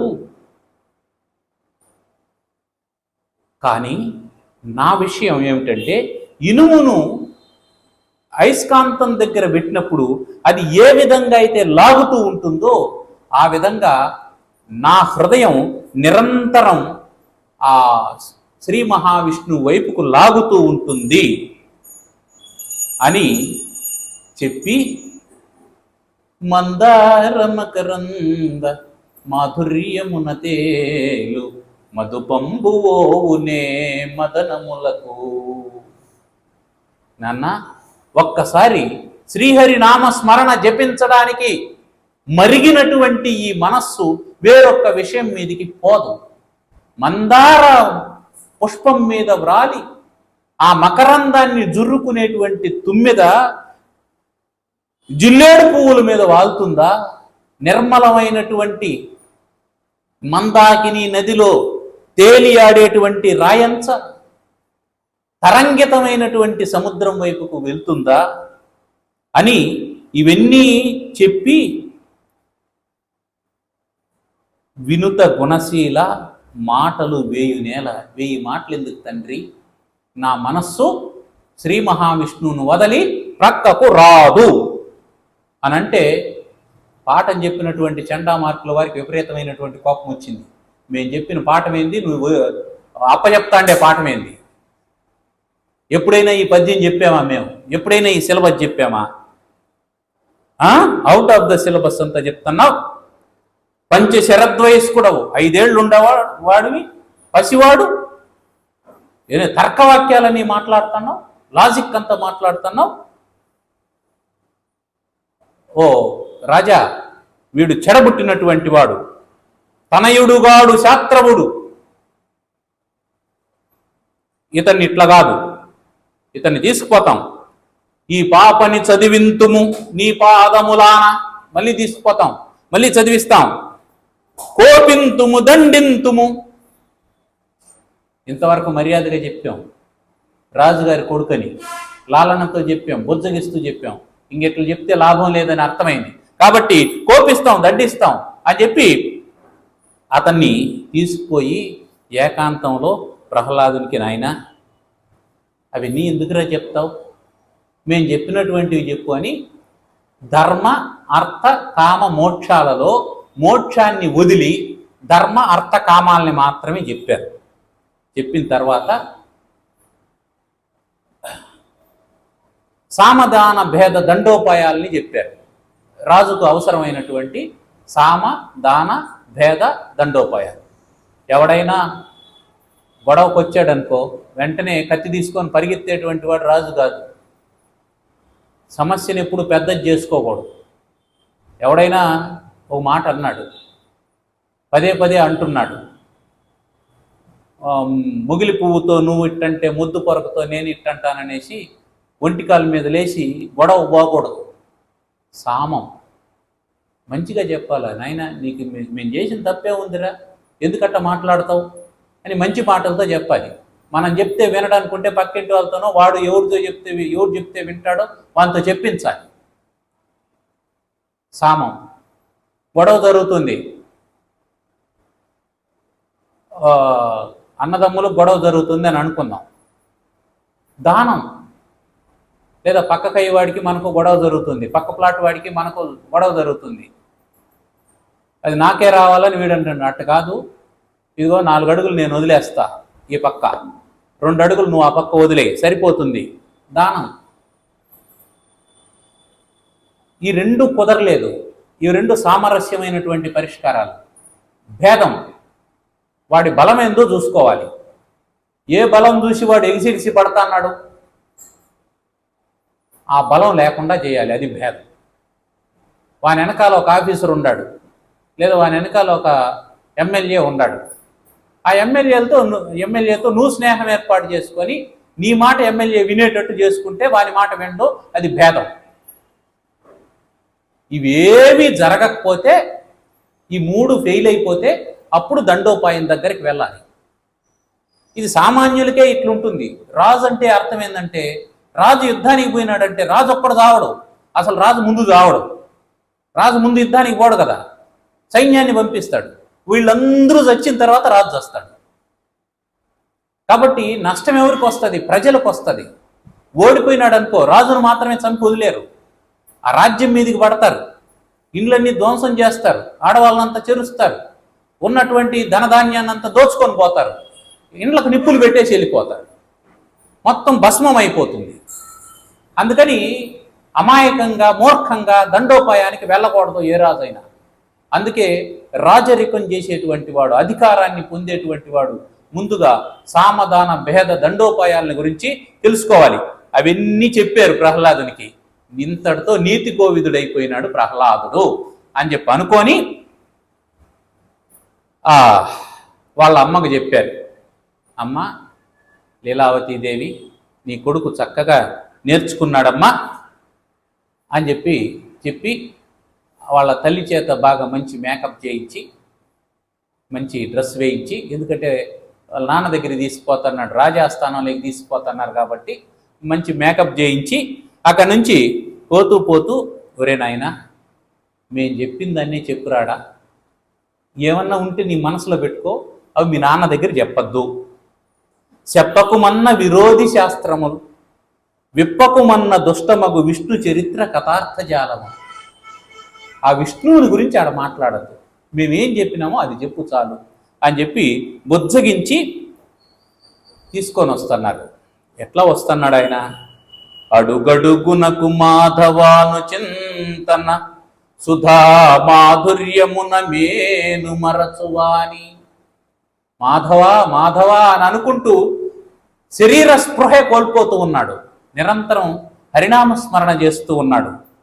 అట్లాంటి అతన్ని తీసుకొని వచ్చి ఆ గురువులు హిరణ్యకశిపుని ముందరికి తోసి, శిక్షించితి మన్యములగు పక్షంబులు మాని, ఇక మీదట ఇతను విరోధి శాస్త్రాలు ఏవి చెప్పడం, జాగ్రత్తగా చదువు నేర్పించాం, ఇంకా పరీక్ష చేసుకో నీ కుమారుని యొక్క విద్యాబలం అని చెప్పంటే ఆయన చాలా సంతోషించాడు. కొడుకుని దగ్గరికి తీసుకున్నాడు, గడాలింగనం చేసుకున్నాడు, తొడ మీద కూర్చోబెట్టుకున్నాడు, చుంచు దువ్వాడు. అంటే ముంగురులనట్లా వెనక్కి దువ్వి ఆ బొగ్గ మీద ఒక ముద్దు పెట్టుకొని ప్రేమాతిరేకంతో, అబ్బా నా కొడుకు యోగ్యుడైనాడు ఇన్నాళ్ళకి అని మురిసిపోయాడు తండ్రి. మురిసిపోయి చోద్యం బయ్యడి ఇంతకాలమరిగన్, ఎంతకాలం అయిపోయింది నాయనా నిన్ను చూసి, ఎంత ఆశ్చర్యం ఇది, ఏ ఏ శాస్త్రాలు చదివావు, గురువులు ఏం చెప్పారు, ఆ విద్యాసారం నేను తెలుసుకోవాలని అనుకుంటున్నాను. భవద్విజ్ఞాత శాస్త్రంబులో పద్యం ఒక్కటి చెప్పి సార్థముగా తాత్పర్యంబు భాషించుమా. ఒక్క పద్యం చెప్పి దానికి అర్థం చెప్పు. నువ్వు నేర్చుకున్నటువంటి పద్యాల్లో కంఠస్థ పద్యాలు ఉంటాయి కదా, ఒకటి చెప్పు చాలు, ఒక భావం చెప్పు చాలు, చెవులారా వింటాను. అది కదా మాకు ఆనందం. తల్లిదండ్రులకు అంతకు మించిన ఆనందం ఏముంటుంది చెప్పునైనా అని చెప్పంటే, తండ్రి చదివించిరి నన్ను గురువులు. మా టీచర్స్ అద్భుతంగా పాఠం చెప్పారు. నేను కూడా చదివితి ధర్మార్థ ముఖ్య శాస్త్రంబులు. ధర్మము అర్థము మొదలైనటువంటి శాస్త్రాలన్నీ నేను చదువుకున్నాను. కామశాస్త్రం వాళ్ళు బోధించారు, ఈయన చదవలేదు, అది చెప్పలేదు. ఇక్కడ ధర్మార్థ ముఖ్య శాస్త్రంబులు అన్నాడు. ధర్మార్థ కామశాస్త్రాలు కదా వాళ్ళు బోధించారు. వాళ్ళు బోధించారే కానీ ఈయన చెవికి ఎక్కించుకోలేదు. అది మనం గుర్తుపెట్టుకోవాల్సింది. కానీ ధర్మ అర్థ మొదలైనటువంటి శాస్త్రాలు చదివాను. నే చదివినవి గలవు పెక్కులు. పెద్ద సిలబస్ నాన్న, ఒక్కో పుస్తకం 200 పేజీలు. చాలా చదువుకున్నాను. చదువులలో మర్మమెల్ల చదివితి తండ్రి. ఆ చదువుల్లో ఉండేటువంటి రహస్యాన్నంతా నేను చదువుకున్నాను. ఆ రహస్యం ఏందో చెప్తాను అని చెప్పని తను హృద్భాషల సఖ్యమున్ శ్రవణమున్ దాసత్వమున్ వందనార్చనముల్ సేవయు ఆత్మలో ఎరుకయున్ సంకీర్తనో చింతనంబను ఈ 9 భక్తి మార్గముల సర్వాత్మున్ హరిన్ నమ్మి సజ్జనుడయ్యుండుట భద్రమంచుదలతున్ సత్యంబు దైత్యోత్తమా.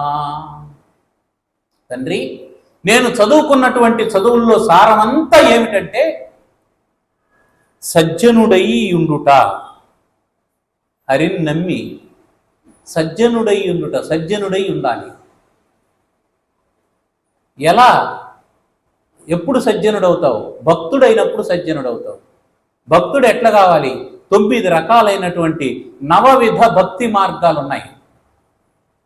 తను హృద్భాషల, తనువు శరీరంతో, హృత్ హృదయంతో, భాషణ మాటలతో. అంటే శరీరము, మాటలు, తర్వాత హృదయం.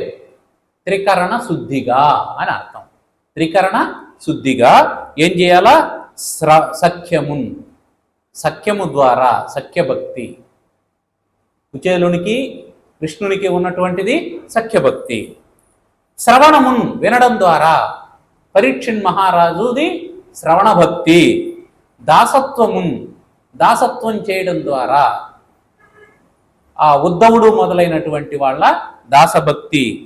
వందన అర్చనములు, వందనము చేయడం, అర్చన చేయడం, సేవ చేయడం, ఆత్మలో ఎరుక కలిగి ఉండడం, సంకీర్తన చేయడం, చింతన చేయడం అనేటువంటి 9 భక్తి మార్గాలు ఉన్నాయి.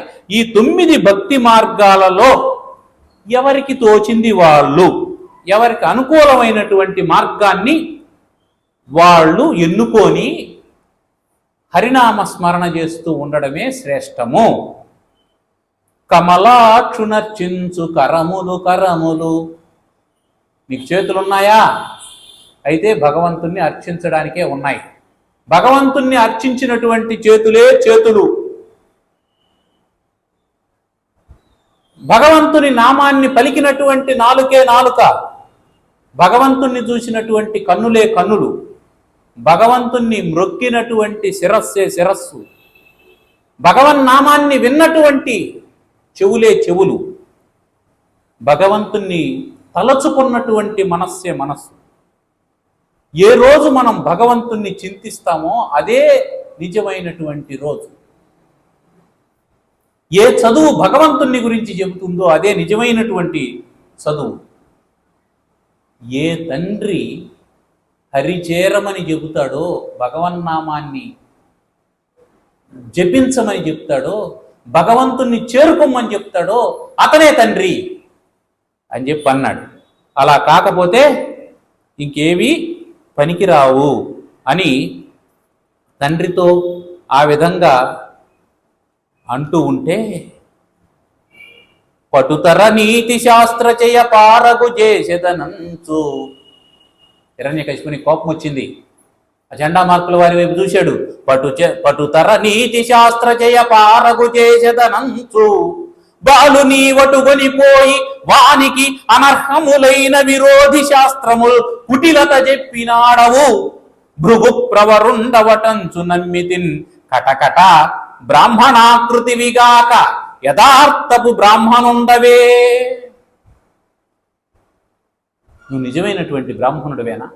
వీడికి ధర్మార్థ శాస్త్రాలన్నీ చెప్తానని చెప్పి తీసుకొని పోయి ఏమి నేర్పించావు? వాడేం చెప్తున్నాడో వింటున్నావా అని కోపంతో ఊగిపోతూ ఉంటే హిరణ్యకశిపుడు, ఆ పురోహితుడు, అయ్యా స్వామి, మా వల్ల ఏ తప్పు లేదు, మేము విరోధి శాస్త్రాలు చెప్పలేదు, మేము మీకు పురోహితులం, మేము ఇట్లాంటి పని చేస్తామా అని వాళ్ళు అంటూ ఉంటే అప్పుడు హిరణ్యకశిపుడు, నాయనా, వజ్జలు చెప్పని ఈ మతి, గురువులు చెప్పనటువంటి ఈ విద్య నీకు ఎలా వచ్చిందిరా? ఎవరు నీకు ఇది చెప్పారు?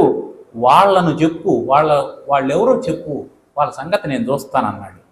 అంటే అప్పుడు 2 పద్యాలు చెప్పేస్తాను, వెళ్ళిపోదాం. అచ్చపు చీకటింబడి గృహవ్రతులై విషయ ప్రవిష్టులై చచ్చుచు పుట్టుచున్ మరల చర్విత చర్వణులైన వారికిన్ చెచ్చెర పుట్టునే పరులు చెప్పిననైన నిజేచ్చనైన ఏమిచ్చిననైన కానలకు ఏగిననైన హరిప్రబోధము. ఎవరైతే సంసారంలో ఉంటారో, చీకట్లో ఉన్నటువంటి వాడు, ఒక పెద్ద కోట ఉన్నది, ఆ కోటకు ఒకే ఒక ద్వారం ఉన్నది, అదంతా చీకటి ఉంది. ఆ ద్వారం నుంచి బయటకు రావాలి, అతన్ని లోపల వదిలేశారు, అతనికి కళ్ళు కనిపించడం లేదు. ఇప్పుడు అతను గోడను తాకుతూ వస్తూ ఉన్నాడు.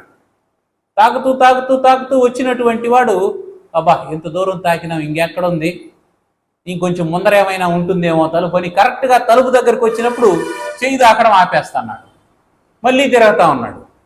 ఈ విధంగా ఈ చీకటిలో పరిభ్రమించేటువంటి వానిలాగా జీవులందరూ కూడా చస్తూ పుడుతూ ఈ సంసారంలో చర్విత చర్వణులై, నమిలిన దాన్నే నమిలేవాడు అని అర్థం. చర్విత చర్వణుడు అంటే నమిలిన దాన్నే నములుతూ ఉంటే ఏమి రుచి ఉంటుంది? అట్లాంటి ఈ మానవులకు వాళ్ళంతకు వాళ్ళు కానీ ఎవరైనా చెబితే కానీ ఈ హరిభక్తి పుడుతుందా? వీళ్ళంతా ఎట్లాంటి వాళ్ళు అంటే, కానని వాని నోతగుని కానని వాడు విశిష్ట వస్తువు కానని భంగి కర్మములు గైగుని కొందరు కర్మబద్ధులై కానరు విష్ణు కొందరట గంధురకించన వైష్ణవాంగ్రి సంస్థాన రజోభిషిక్తులకు సంస్కృత కర్ములు దానవేశ్వరా. ఒక గ్రుడ్డివాణిని ఊతగా చేసుకొని ఇంకొక గ్రుడ్డివాడు నడుస్తున్నాడు.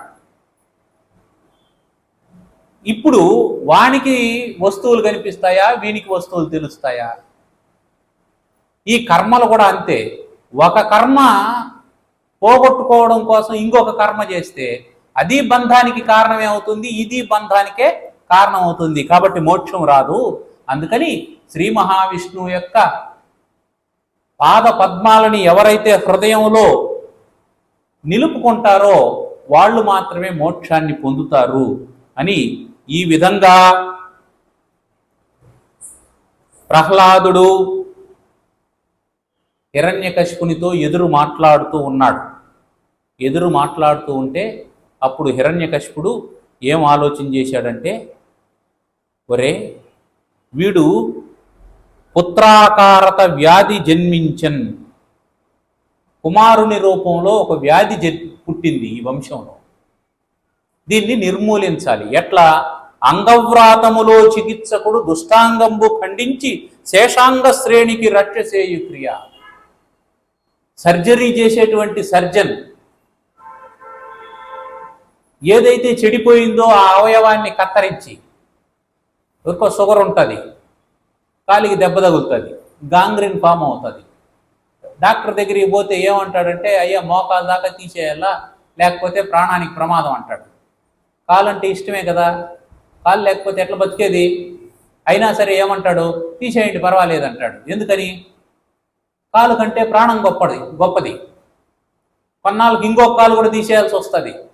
అప్పుడు కూడా ఏమంటాడు, పర్వాలేదు తీసేయండి అంటాడు.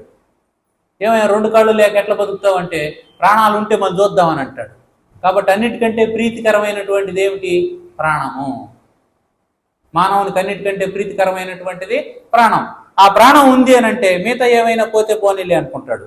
అందువల్ల ఎందుకు పోనీ అనుకుంటాడు? అది ఉంటే మిగతావన్నీ అవయవాల్ని అది పాడు చేస్తుంది.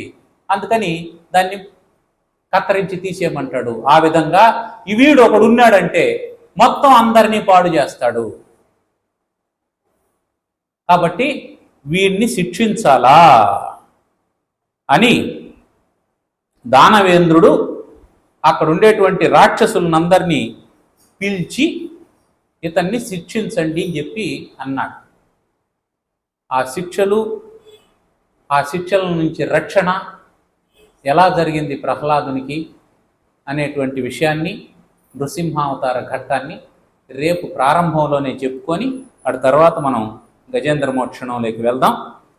శ్రియకాంతాయ కళ్యాణ నిధయేర్తినాం శ్రీ వెంకట నివాసాయ శ్రీనివాసాయ మంగళం. మంగళం శ్రీ కురుక్షేత్రే రణక్షోణి విహారిణే పార్థసారథి రూపాయ గీతాచార్యాయ మంగళం. ఓం స్వస్తి ప్రజాభ్యః పరిపాలయంతాం న్యాయేణ మార్గేణ మహీం మహీషాః శుభమస్తు నిత్యం. గోబ్రాహ్మణేభ్యః శుభమస్తు నిత్యం. లోకాః సమస్తాః సుఖినో భవంతు. ఓం సర్వేషాం స్వస్తిర్భవతు. ఓం సర్వేషాం పూర్ణం భవతు. ఓం సర్వేషాం శాంతిర్భవతు.